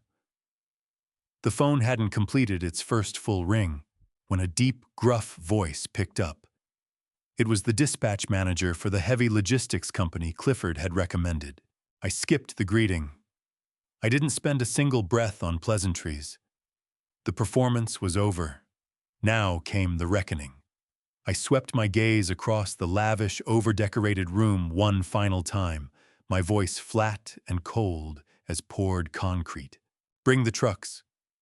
I hung up and slid the phone into my pocket. A brief, absolute silence fell over the house. I stood at the front window and watched the clock move. At exactly 8:33, massive moving trucks rumbled onto my street in a tight convoy, their diesel engines shattering the morning quiet. Air brakes hissed as they lined up in a solid row along the property. The heavy rear doors swung open, and 15 broad-shouldered men in gray uniforms and thick work boots stepped out, moving with the clipped, focused efficiency of a well-drilled unit. The crew foreman, a large man with a heavy beard and a clipboard tucked under one arm, came up the driveway. I had the front door open before he reached the steps. No small talk. I reached into my pocket, pulled out the crisp $200 bill Derek had condescendingly pressed into my shirt pocket 30 minutes earlier, and slapped it onto his clipboard. The foreman looked at the money, then up at me. That is just the tip for getting your crew moving at double speed. I told him every word carrying the easy authority of a man who had run job sites for decades. I have a hard deadline today, and I need this operation to go without a single hitch. He pocketed the bill with a firm nod and turned to his crew, letting out a sharp whistle. The men fanned out across the lawn armed with heavy-duty dollies, thick moving blankets, and rolls of packing tape. I positioned myself in the entryway and raised one hand to get their attention. 15 men stopped and looked at me waiting. "Listen carefully," I said, letting my voice carry through the room. "You are not clearing this entire house. You are taking only what I point out. If I don't specifically tell you to move it, you don't touch it. You don't look at it. You leave it exactly as it sits." I led them through the house, pointing out the things that actually belonged to my life. I directed one team to the dining room to carefully wrap and crate the antique rosewood hutch that had been Lorraine's. I stood and watched as they packed her delicate porcelain china, handling every piece with real care. I sent another team to the basement and the garage with orders to load every piece of heavy machinery, power tool, and hand wrench I owned. Those tools had built this house from the ground up, and they were leaving with me. I had them take my heavy oak desk from the study, stepping over the heap of papers Derek had left scattered across the floor. The crew moved at a breathtaking pace. I moved from room to room, watching 4 decades of my life being methodically boxed and carried out through the front door. As my real belongings disappeared into the trucks, the hollow absurdity of Derek and Vanessa's fabricated life stood out in sharp, almost comic relief. I told the movers to walk straight past Vanessa's imported Italian marble dining table. I told them to leave the 90-inch television mounted in the living room, where it hung, and to step right around the $9,500 leather sectional sofa without a second glance. Upstairs, the crew moved past Derek and Vanessa's master suite, entirely designer wardrobe, expensive electronics, and overflowing jewelry boxes, all untouched. One of the younger movers stopped in the living room, looking uncertain as he stood beside a towering abstract sculpture Vanessa had recently positioned near the staircase. "Should we wrap this statue, sir?" the young man asked, dragging a forearm across his forehead. I looked at the hideous thing, knowing full well she had put it on a high-interest card just last month. I shook my head. "No," I said, my tone flat and leaving no room for debate. "Leave the statue, leave the leather sectional, leave the marble table. That is not my property. That is nothing but rubbish waiting for the skip." The young mover shrugged and went back to hauling my solid oak bookcases. By 9:15, the house felt entirely different. The soul of the place, the objects that carried real weight and genuine memory, had been removed. What remained was a hollow, echoing shell stuffed with expensive props from a stage play that had just been permanently shut down. The foreman found me in the empty hallway, wiping his palms on his uniform trousers, and held out the clipboard to sign off on the loaded inventory. "We have everything you requested, Mr. Moorfield," he said professionally. "The trucks are loaded and standing by to move to the secure storage facility." I signed off on the final paperwork and thanked him with genuine warmth. As the 15 men filed out and climbed back into their trucks, I was well aware my morning wasn't finished. I stood in the gutted living room, surrounded by Vanessa's unpaid luxury furnishings. The clock was ticking toward 10:00. The demolition crew from Pinnacle Ridge Development would be arriving shortly, and they would have no hesitation crushing all of this expensive furniture to powder. But I had something far more fitting in mind for their prized possessions. I pulled out my smartphone for the second time that morning. Clifford had done more than uncover the full extent of their credit card debt. He had also handed me the direct contact information for the aggressive collection agencies already hunting them down. I scrolled through my contact list, located the direct number for the asset recovery firm handling Vanessa's primary accounts, and hit call. The total destruction of their counterfeit empire was about to turn deeply personal. I waited as the line connected. A woman with a crisp, professional voice picked up immediately. I identified myself as Gerald Moorfield, legal owner of the property where Vanessa Moorfield resided. I told the recovery agent that the debtor was not on site, but I was standing in the living room staring at tens of thousands of dollars worth of unpaid merchandise. I explained that I was permanently vacating the property in under an hour, and if her team wanted to secure their assets before the building was legally transferred to a corporate developer and leveled, they needed to move now. The woman didn't hesitate for a moment. She verified the address and told me she had 2 trucks working just a few miles out. She dispatched them on emergency priority. I ended the call and crossed to the kitchen island, filling a glass with tap water. I leaned against the counter and watched the digital clock on the oven count forward. At exactly 9:15, the stillness of the suburban street was broken again, not by the orderly procession of a moving company this time. 2 heavy flatbed trucks and a large, unmarked cargo van pulled hard into my driveway tires, biting loudly against the concrete. Several men in thick canvas work jackets climbed out carrying heavy-duty straps, power drills, and moving blankets. They looked tough, efficient, and entirely out of patience. The lead agent, a stocky man gripping a fat binder stuffed with collection notices and asset manifests, marched straight to my front door. I swung it open wide. He asked for Gerald Moorfield, and I handed over my state ID to confirm my ownership of the property. He checked my credentials, then showed me the itemized list of Vanessa's outstanding debts. It was a staggering inventory of pure vanity. I stepped back and swept my arm in a wide arc, inviting the recovery team inside. I told the lead agent that as sole legal homeowner, I was granting them full, unrestricted access to repossess every item on their manifest. I gave him exactly 35 minutes to clear the house before the property transferred to a demolition crew. His eyes widened slightly at the word demolition, and he immediately barked orders to his men. The repo crew flooded the living room like a wave of angry locusts. There was no gentle wrapping of porcelain, no careful boxing of antiques. This was a swift, calculated, and brutal extraction of unpaid goods. They moved with ruthless speed, sweeping through the rooms and seizing everything of value that my daughter-in-law had fraudulently acquired to impress her hollow social circle. I stood near the front window, water in hand, and watched the methodical dismantling of my daughter-in-law's fabricated, high-society existence. 2 men took hold of the 9500 leather sectional sofa. They didn't bother with protective blankets. They tipped it onto its side, muscled it through the front doorway, and hauled it out to the cargo van.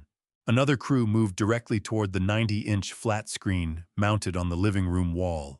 Vanessa had never stopped bragging to her friends about that television, claiming Derek had bought it as a surprise anniversary gift. In reality, it was heavily financed at a predatory interest rate she hadn't touched in 4 months.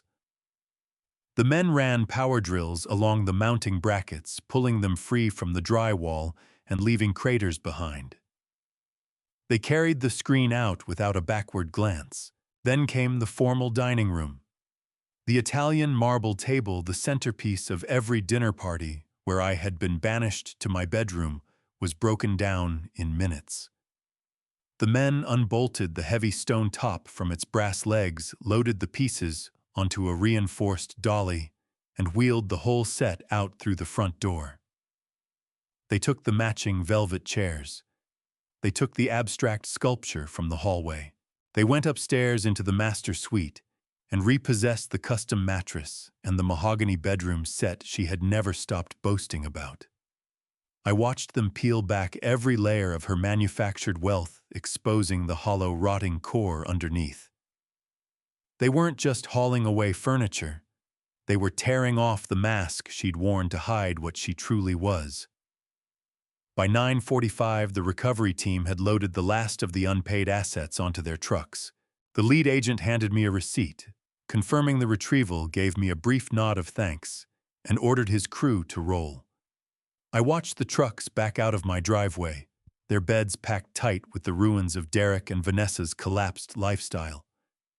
As the rumble of their engines faded down the street, quiet settled over the house. I turned and surveyed the interior. It was bare. The walls were stripped, the floors were empty, and the space felt vast. Without the expensive rugs, the leather couches, and the designer pieces, it was nothing but an empty shell of wood and drywall. I walked slowly through the gutted living room. My work boots struck the oak floorboards with a dull, steady knock. The sound bounced off the naked walls, a rhythmic echo of everything I had won. I had taken their world apart. I stepped into the kitchen and set my glass on the granite counter. The house was dead. Not a home anymore. Just an empty box waiting for the final blow. The digital clock on the oven rolled to 9:50. The deadline was closing in. I walked to the front door and peered out through the bay window. A black corporate SUV was turning onto my street, trailed closely by a pickup truck pulling a flatbed trailer. The new owners were on their way. The black utility vehicle glided smoothly to the end of the driveway, its heavy tires crunching over loose gravel. Right behind it, a heavy-duty pickup, hauling a wide flatbed trailer, rolled to a stop. I glanced at my wristwatch. The digital display read exactly 10 warmer in the morning. The deadline had arrived with perfect precision. I pushed open the front door and stepped out onto the porch, feeling the warm North Carolina sun settle on my face. 4 men in bright orange safety vests and thick yellow hard hats climbed out of the vehicles. Leading the group was Darnell, the site assessor, who had briefly walked the house the day before. He carried a thick plastic clipboard and a set of bolt cutters. Darnell came up the concrete path, his heavy boots ringing out in the quiet suburban morning. He stopped at the base of the porch steps and looked up at me with a composed, entirely detached expression. "Good morning, Mr. Moorfield," he said, his voice carrying easily over the low idle of the truck engine. "It is exactly 10 Bonner. Pinnacle Ridge Development is officially ready to take full physical and legal possession of the property as outlined in our executed contract. Is the structure completely cleared of your personal property?" I reached into the pocket of my faded flannel shirt and pulled out the heavy brass keyring front door deadbolt on my study back patio and the heavy garage door. These small cuts of metal had stood for my authority over this sanctuary for 4 long decades. I held them for just a fraction of a second and felt nothing but a deep, settling relief. I walked down the 3 wooden steps and dropped the ring squarely into his open palm. The metal rang sharply against his calloused skin. "The house is completely yours," I said, steady and even. "Everything I care about is already gone." Darnell nodded and turned immediately to his waiting crew. He raised one hand and blew a short, sharp whistle. The 3 men snapped into motion like a spring cut loose. They jogged to the back of the pickup and began unloading heavy sledgehammers, thick pry bars, and industrial power drills. The quiet illusion of my former suburban life was shattered instantly by the loud, aggressive sounds of deliberate destruction. One man marched straight up to the porch, walking past me as though I wasn't there, and drove a heavy power drill into the hinges of the solid oak front door. The shriek of grinding metal filled the air as the thick screws were stripped rapidly from the wood. I stood on the front walk and watched as another worker approached the white picket fence lining the front lawn. Lorraine had always wanted a white picket fence. I had built it for her 30 years ago and painted it fresh every single spring. The worker raised a massive steel sledgehammer in a wide, brutal arc. the heavy head connected with the wooden post with a sickening crack. The wood gave way with a violent crack, and a long section of the beautiful fence crumpled into the green grass. They weren't simply dismantling the house. They were erasing every trace of its history. Within 5 minutes, the heavy front door had been wrenched completely free and tossed without ceremony onto the flatbed trailer. Another man was already working the large glass panels out of the living room windows, leaving the gutted interior open to the outside air. The property was no longer anyone's home. Legally and physically, it had become an active, hazardous demolition site. Yellow caution tape was being unrolled and lashed aggressively around the remaining fence posts and the big oak tree in the front yard. Darnell walked past me and stepped through the empty front doorway, moving into the stripped-out living room. I followed at a slower pace, my boots grinding over fragments of shattered glass and splintered wood scattered across the entryway. Darnell stopped in the center of the vast room, hands planted on his hips. The repo crew had cleared out the expensive furniture, leaving the space nearly empty. But piled haphazardly in the middle of the floor was a sorry, chaotic heap of leftover personal belongings. Derek and Vanessa hadn't packed a single box before heading off to work that morning. Designer clothes, cheap imported electronics, countless pairs of high-heeled shoes, and ridiculous decorative trinkets were all mounded together in one tangled mass. These were the items the repo men had no legal authority to take. Darnell tapped his pen against the heap of clothes and electronics. "What do you want done with all of this?" he asked, glancing back at me over his shoulder. "Our contract treats anything left inside as abandoned debris. You want my men to pitch it straight into the industrial dumpsters out back." I stared at the pile of tailored suits and bright designer dresses. Tossing it all away neatly would shield their collapse from the neighborhood's eyes. I shook my head. "Don't put it in the dumpster," I said, leveling a steady finger at the open, doorless entryway. "Drag that junk out to the front lawn. Leave it right there in the dirt in full view of the street. It's not my property. I don't care what becomes of it." Darnell gave a slow shrug. "You heard him," he called to his crew. "Bag that garbage and get it outside." The workers yanked thick black industrial trash bags from their belts and started jamming handfuls of silk ties, designer dresses, and tangled cords into the plastic. They dragged the swollen black bags out and dropped them onto the front lawn. I walked to my waiting hired town car, climbed in, and pulled away from the demolition site. The plush leather seats wrapped around me as we moved smoothly out of the neighborhood. I didn't turn to look back through the rear window. There was nothing left on that street worth seeing. The house I had built with my own hands was already being torn apart, surrendering itself back to the raw earth it had risen from. I kept my eyes forward, watching the familiar suburban streets fall away and give way to the gleaming glass and steel towers of uptown Charlotte. Midday traffic churned and surged around us. Inside the insulated quiet of the car, though I sat perfectly undisturbed. The suffocating weight of betrayal that had been pressing down on my chest for days was finally easing, replaced by a deep, settled sense of justice served. I directed the driver to a specific address at the heart of the city, an iconic luxury hotel, the kind of place where senior corporate executives and visiting dignitaries kept rooms. Derek and Vanessa had talked more than once about spending a weekend there, but their maxed-out credit cards could never cover the deposit. I, on the other hand, had a fresh offshore trust account with $1.2 million sitting in it.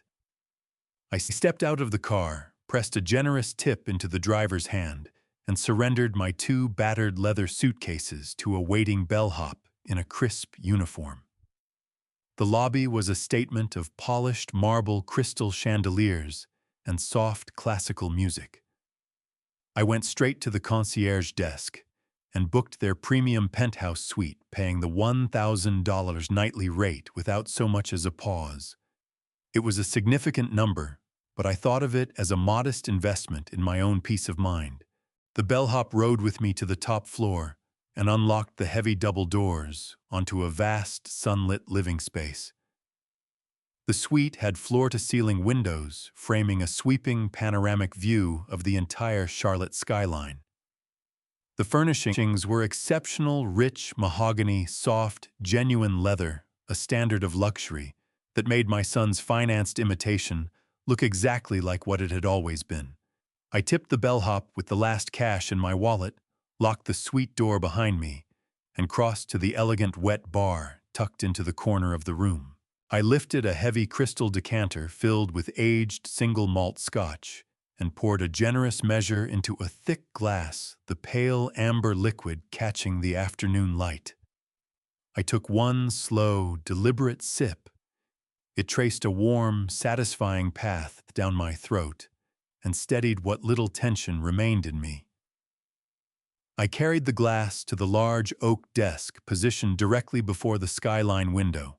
I set the scotch down, unzipped my leather travel bag, and pulled out my laptop. I opened it and waited while the screen came to life. My son and his greedy wife had always assumed I was a confused, technologically helpless old man. They had badly misjudged my capacity for planning. Late Monday night, while they slept soundly and dreamed of their future renovations, I had slipped quietly out the front door dressed in dark clothing. I carried a tall ladder and a battery-powered high-definition 4K wireless security camera. I crossed the quiet street and climbed the massive old oak tree standing directly opposite my property. I spent close to an hour carefully fixing the small device high up among the thick branches completely concealed by the dense summer foliage. I positioned the lens for a clean, wide-angle view of the entire front yard, the driveway, and the main entrance. I'd wrapped the camera housing in brown tape so it disappeared against the bark.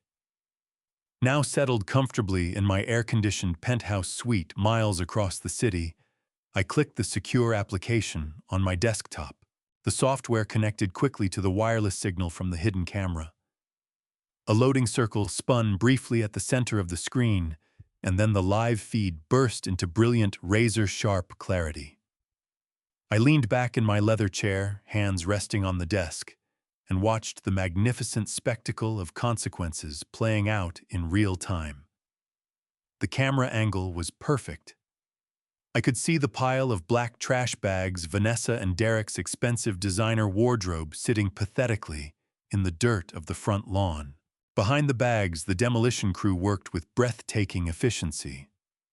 A massive yellow excavator had rolled onto the site, its heavy metal treads chewing through the green grass I had watered every single morning. The great mechanical arm reached up toward the roofline. I watched through the high-definition feed as the steel bucket tore across the shingles, ripping them free in massive, dusty chunks. The wooden roof trusses buckled and collapsed inward, throwing a thick cloud of gray debris against the bright blue sky. The house was being systematically consumed, reduced from $1 million luxury home into a churning pile of industrial waste. Time seemed to blur as I sat there absorbed by the absolute finality of it. Hours slipped past. The bright afternoon sun dropped lower in the western sky, casting long, dramatic shadows across the ruined lot. The digital clock in the corner of my laptop screen ticked steadily on. The numbers moved to 5:15, then 5:20, marching forward without pause. The demolition crew began gathering their heavy tools for the day, leaving the gutted, roofless shell of the house standing exposed and broken in the fading light. The sun continued its descent, spreading deep shades of crimson and burnt orange across the sky. 5:30 approached.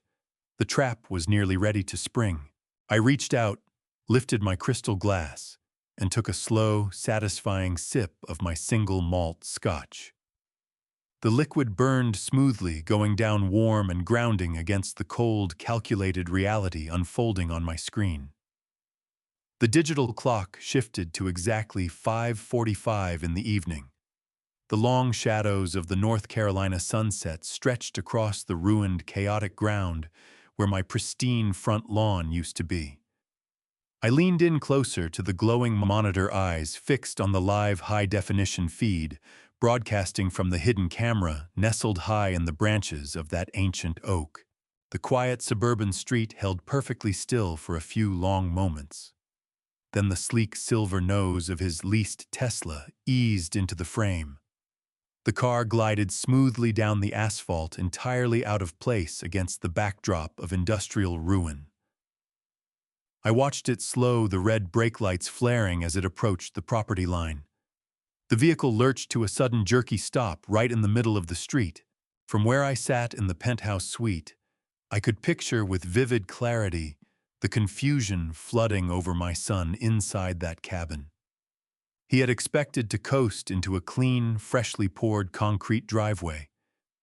Instead, he was looking at a violently churned stretch of raw dirt, deep tire ruts, and shattered chunks of gray stone. The heavy excavators had torn the approach to the property apart hours before. The silver car sat idling in the street for one long, agonizing minute.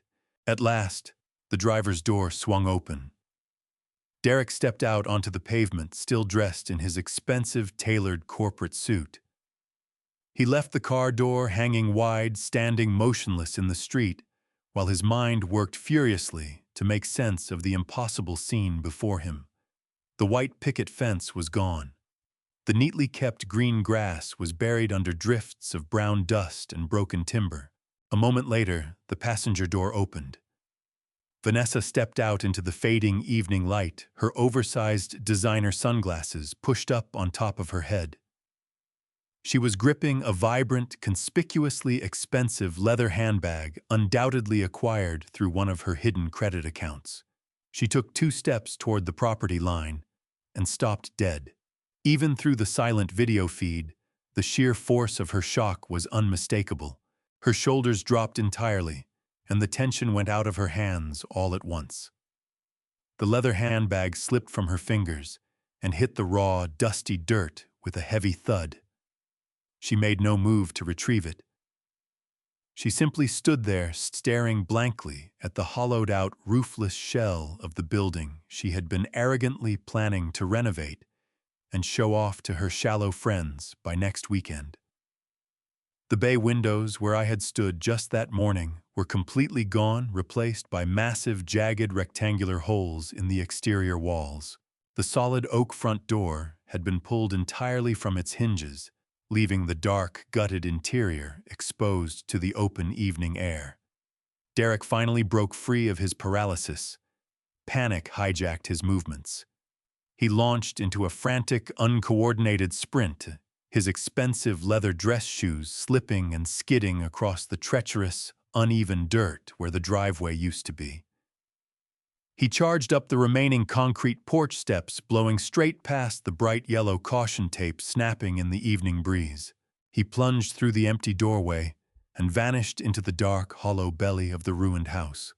I watched the screen, lifting my glass for another slow sip of scotch. The interior was not entirely abandoned. Pinnacle Ridge Development had left a small night crew to secure the active demolition zone and prepare the site for the wrecking equipment scheduled to arrive the following morning. I knew precisely what Derek was encountering inside those bare, echoing walls. He was running through empty rooms, no leather couches, no marble dining table, no massive flat screen.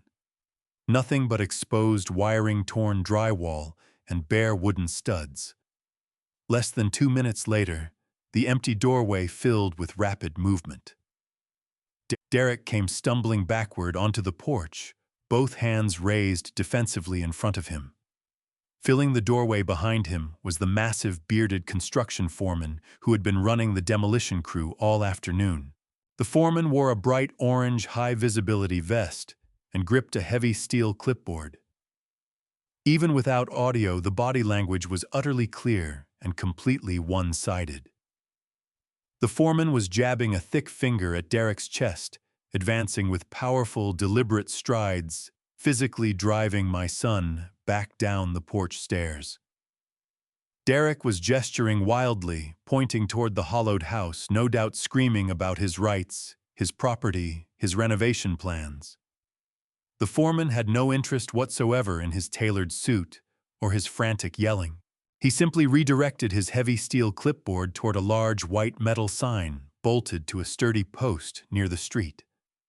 The sign was printed in bold, impossible-to-miss red lettering.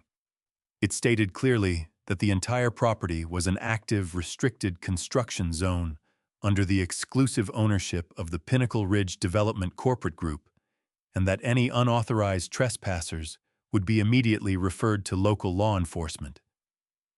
Derek stopped gesturing entirely. His arms dropped to his sides as the reality of that corporate warning sign finally worked its way through his thick, arrogant skull. The foreman gave him one final nudge toward the dirt path and turned away, disappearing back into the gutted house. Derek stumbled. He turned his head slowly, taking in the ruined landscape around him. That was when his eyes landed on his clothes stuffed inside black trash bags on the lawn, a single sheet of paper taped to the outside of the plastic. Derek stood completely frozen in the dirt, staring at those black bags heaped on the ruined lawn. Through the camera feed, I watched his hands tremble as he peeled the paper free. It was a formal eviction notice from Pinnacle Ridge Development. Before he could finish reading, the sleek black smartphone resting on my mahogany desk began vibrating hard. The caller ID showed Derek's name. I let it ring 3 times, giving his panic room to breathe. On the 4th ring, I picked up and raised the phone to my ear. I said nothing. I simply listened to the chaotic, breathless sounds of total terror pouring from the other end. "Dad, where are you?" Derek screamed into the phone, his voice cracking with high-pitched hysteria. "Oh my God. Dad, you have to call the police right now. We've been robbed. The house is completely destroyed. They took the doors. They took the windows. They took all of our furniture. There's some crazy construction crew out here claiming they own the land. Where are you? Are you safe?" He was hyperventilating, consumed by the total collapse of his reality. I drew a slow breath and looked out through the floor-to-ceiling windows at the Charlotte skyline. "I am perfectly safe, Derek." I replied, my voice smooth and cold as a sheet of winter ice. "And you have not been robbed. A robbery implies someone took something that actually belonged to you." A stunned silence followed, broken only by Vanessa sobbing in the background. "What are you talking about?" Derek stammered, the panic in his voice curdling into a sick, dawning dread. "The house is gutted. Everything is gone." I took another sip from my crystal glass, savoring the complete control I held over this moment. "You told me it was time for me to leave, Derek. You sat at my kitchen island and told me I was no longer safe in the house I built. You wanted me out, so I left. Since my name is the only one on the deed, I decided I had no use for the house either. I sold it this morning to a corporate developer. The men on that porch are not robbers. They are the legal owners. You are trespassing on an active commercial demolition site." "You sold the house!" Derek shrieked, his voice cutting sharply over the line. "You cannot do that. We live there. We have tenant rights. We have hundreds of thousands of dollars of luxury furniture in there. I am calling a lawyer." I let out a low, humorless chuckle. "You cannot call a lawyer, Derek, because you cannot afford one. And you certainly have no furniture. Did you really believe I was blind to the full extent of your financial ruin? Did you think I would never learn about your massive credit card debt? The people who removed your leather couches and your marble table were not thieves. They were asset recovery agents. I let them inside myself. I gave them full permission to strip the house bare before the demolition crew arrived. They took everything you bought with money you never had." "Dad, please!" Derek's voice crumbled, the arrogance completely gone, replaced by the hollow whining of a desperate child. "You cannot do this to us. I am your son. Where are we supposed to go? We have no money. We have nothing left. You have to fix this. Stop the demolition. Tell them it was a mistake. I leaned forward in my leather chair. You stopped being my son the exact second you chose to treat me like a disposable obstacle. I said, my voice dropping to a quiet, lethal whisper. Did you really believe I would never check the lock on my own study? Did you honestly think I would not find the fraudulent power of attorney you hid in my desk? The line went completely dead. For one long, terrifying moment, Derek stopped breathing. I could hear the sheer, paralyzing horror settling over him. That is right, Derek. I found the forged signature. I found the fake notary stamp. I read the emails between you and Summit Crest Financial. You were going to have me locked away in a state facility and drain the equity from my home to bankroll your pathetic vanity. You tried to legally erase my existence, but you forgot who raised you. While you were busy packing my bags for the nursing home this morning, Clifford Beauchamp was walking into the district attorney's office. He handed them the forged documents, the emails, and the financial records an hour ago. You are not just homeless, Derek. You are looking at multiple felony charges of fraud and elder abuse. The police are likely drawing up the arrest warrants as we speak. Dad, I am so sorry. Derek sobbed, his voice breaking apart completely. I was desperate. I did not mean it. Please stop them. I am begging you. I looked at the $200 bill lying on my desk. I felt nothing resembling pity. I have nothing left to say to you, I told him. Use that $200 to rent a cheap motel room for the night. You will need somewhere to sleep before the police arrive. Goodbye, Derek. I pulled the phone from my ear before he could force another desperate plea through the line and pressed the red button. I went straight into my settings, pulled up his contact, and blocked his number permanently. I blocked Vanessa's number as well. I set the phone face down on the polished mahogany desk and turned my attention back to the laptop screen. Through the hidden camera, I watched my son drop to his knees in the dry dirt, burying his face in both hands, while his furious wife screamed at him in the fading North Carolina twilight. It was finally completely over. 3 months have passed since that warm evening in uptown Charlotte. The North Carolina heat is nothing more than a distant memory now swept away entirely by the gentle rolling breeze of the French countryside. I am sitting on a stone balcony overlooking a sprawling, sunlit vineyard in Provence. A glass of crisp white wine rests on the wrought iron table beside me, and the scent of herbe de Provence and warm bread drifts up from the small kitchen inside my rented villa. I draw a slow, deep breath and feel a profound sense of peace settle into my bones. The heavy, suffocating weight of betrayal that had anchored me to the ground for so long has completely lifted. I am finally free. But reaching this freedom demanded a surgical, ruthless severing of the poisonous ties that had held me down. The fallout from that Wednesday evening was swift, brutal, and entirely without mercy. I did not stay in the United States to watch the wreckage cool. Clifford handled every piece of the legal communication, while I quietly packed my bags and boarded a first-class flight across the Atlantic.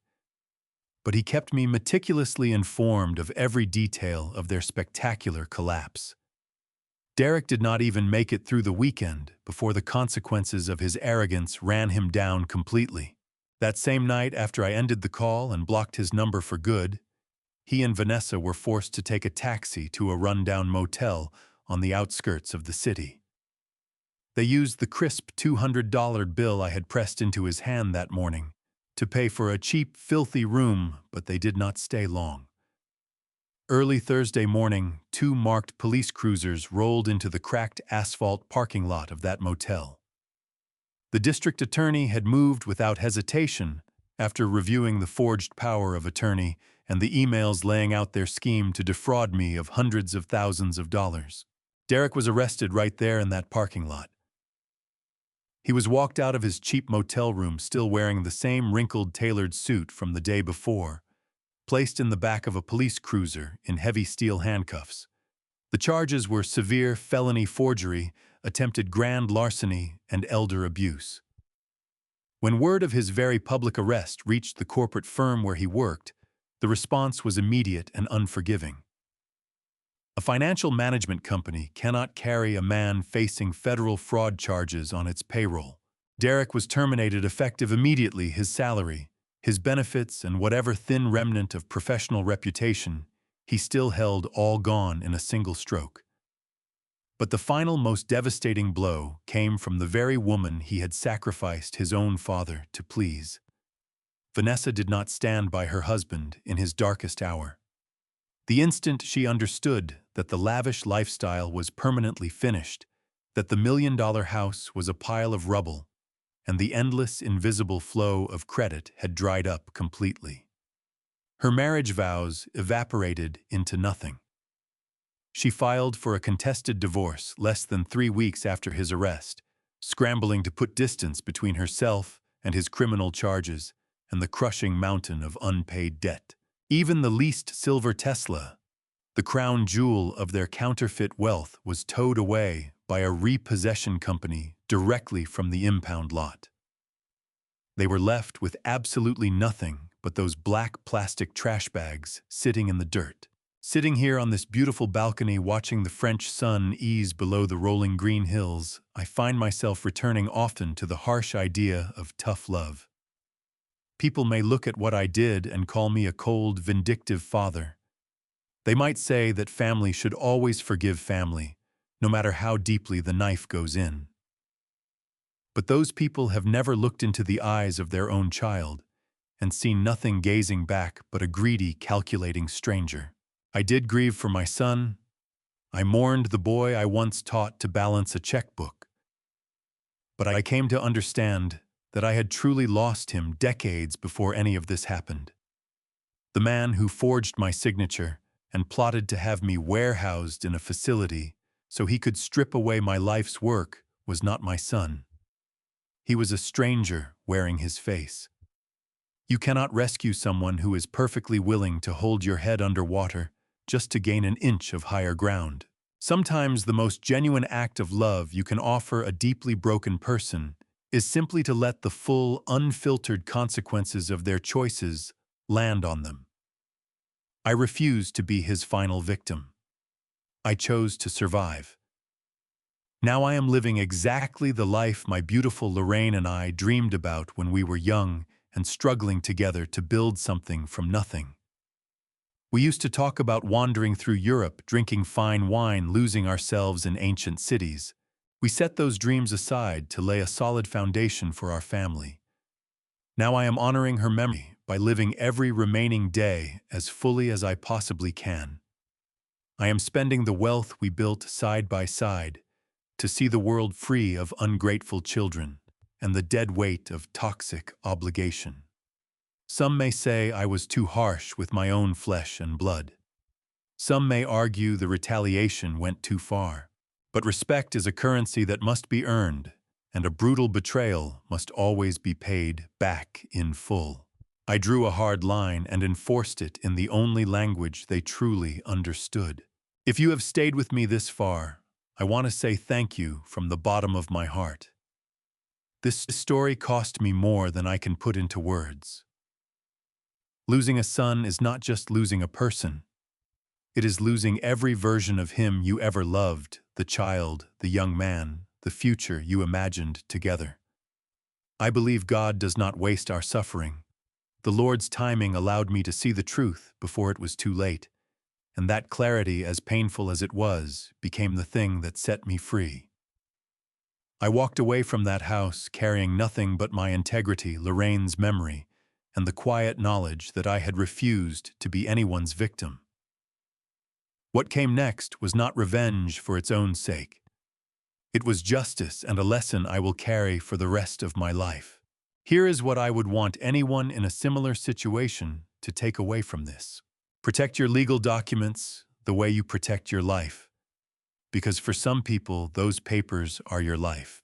If someone close to you begins isolating you from your own home and your own affairs, do not dismiss that feeling. Trust it. Before you confront a betrayal, build your case quietly. Emotion is powerful, but documented truth is permanent.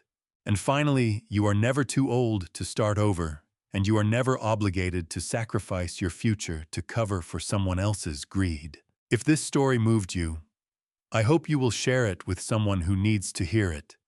A friend, a parent, anyone who has ever been made to feel small in their own home. Leave your thoughts in the comments. I read them and they matter to me. And if you have not yet subscribed to Dadrevenge, I would love to have you as part of this community.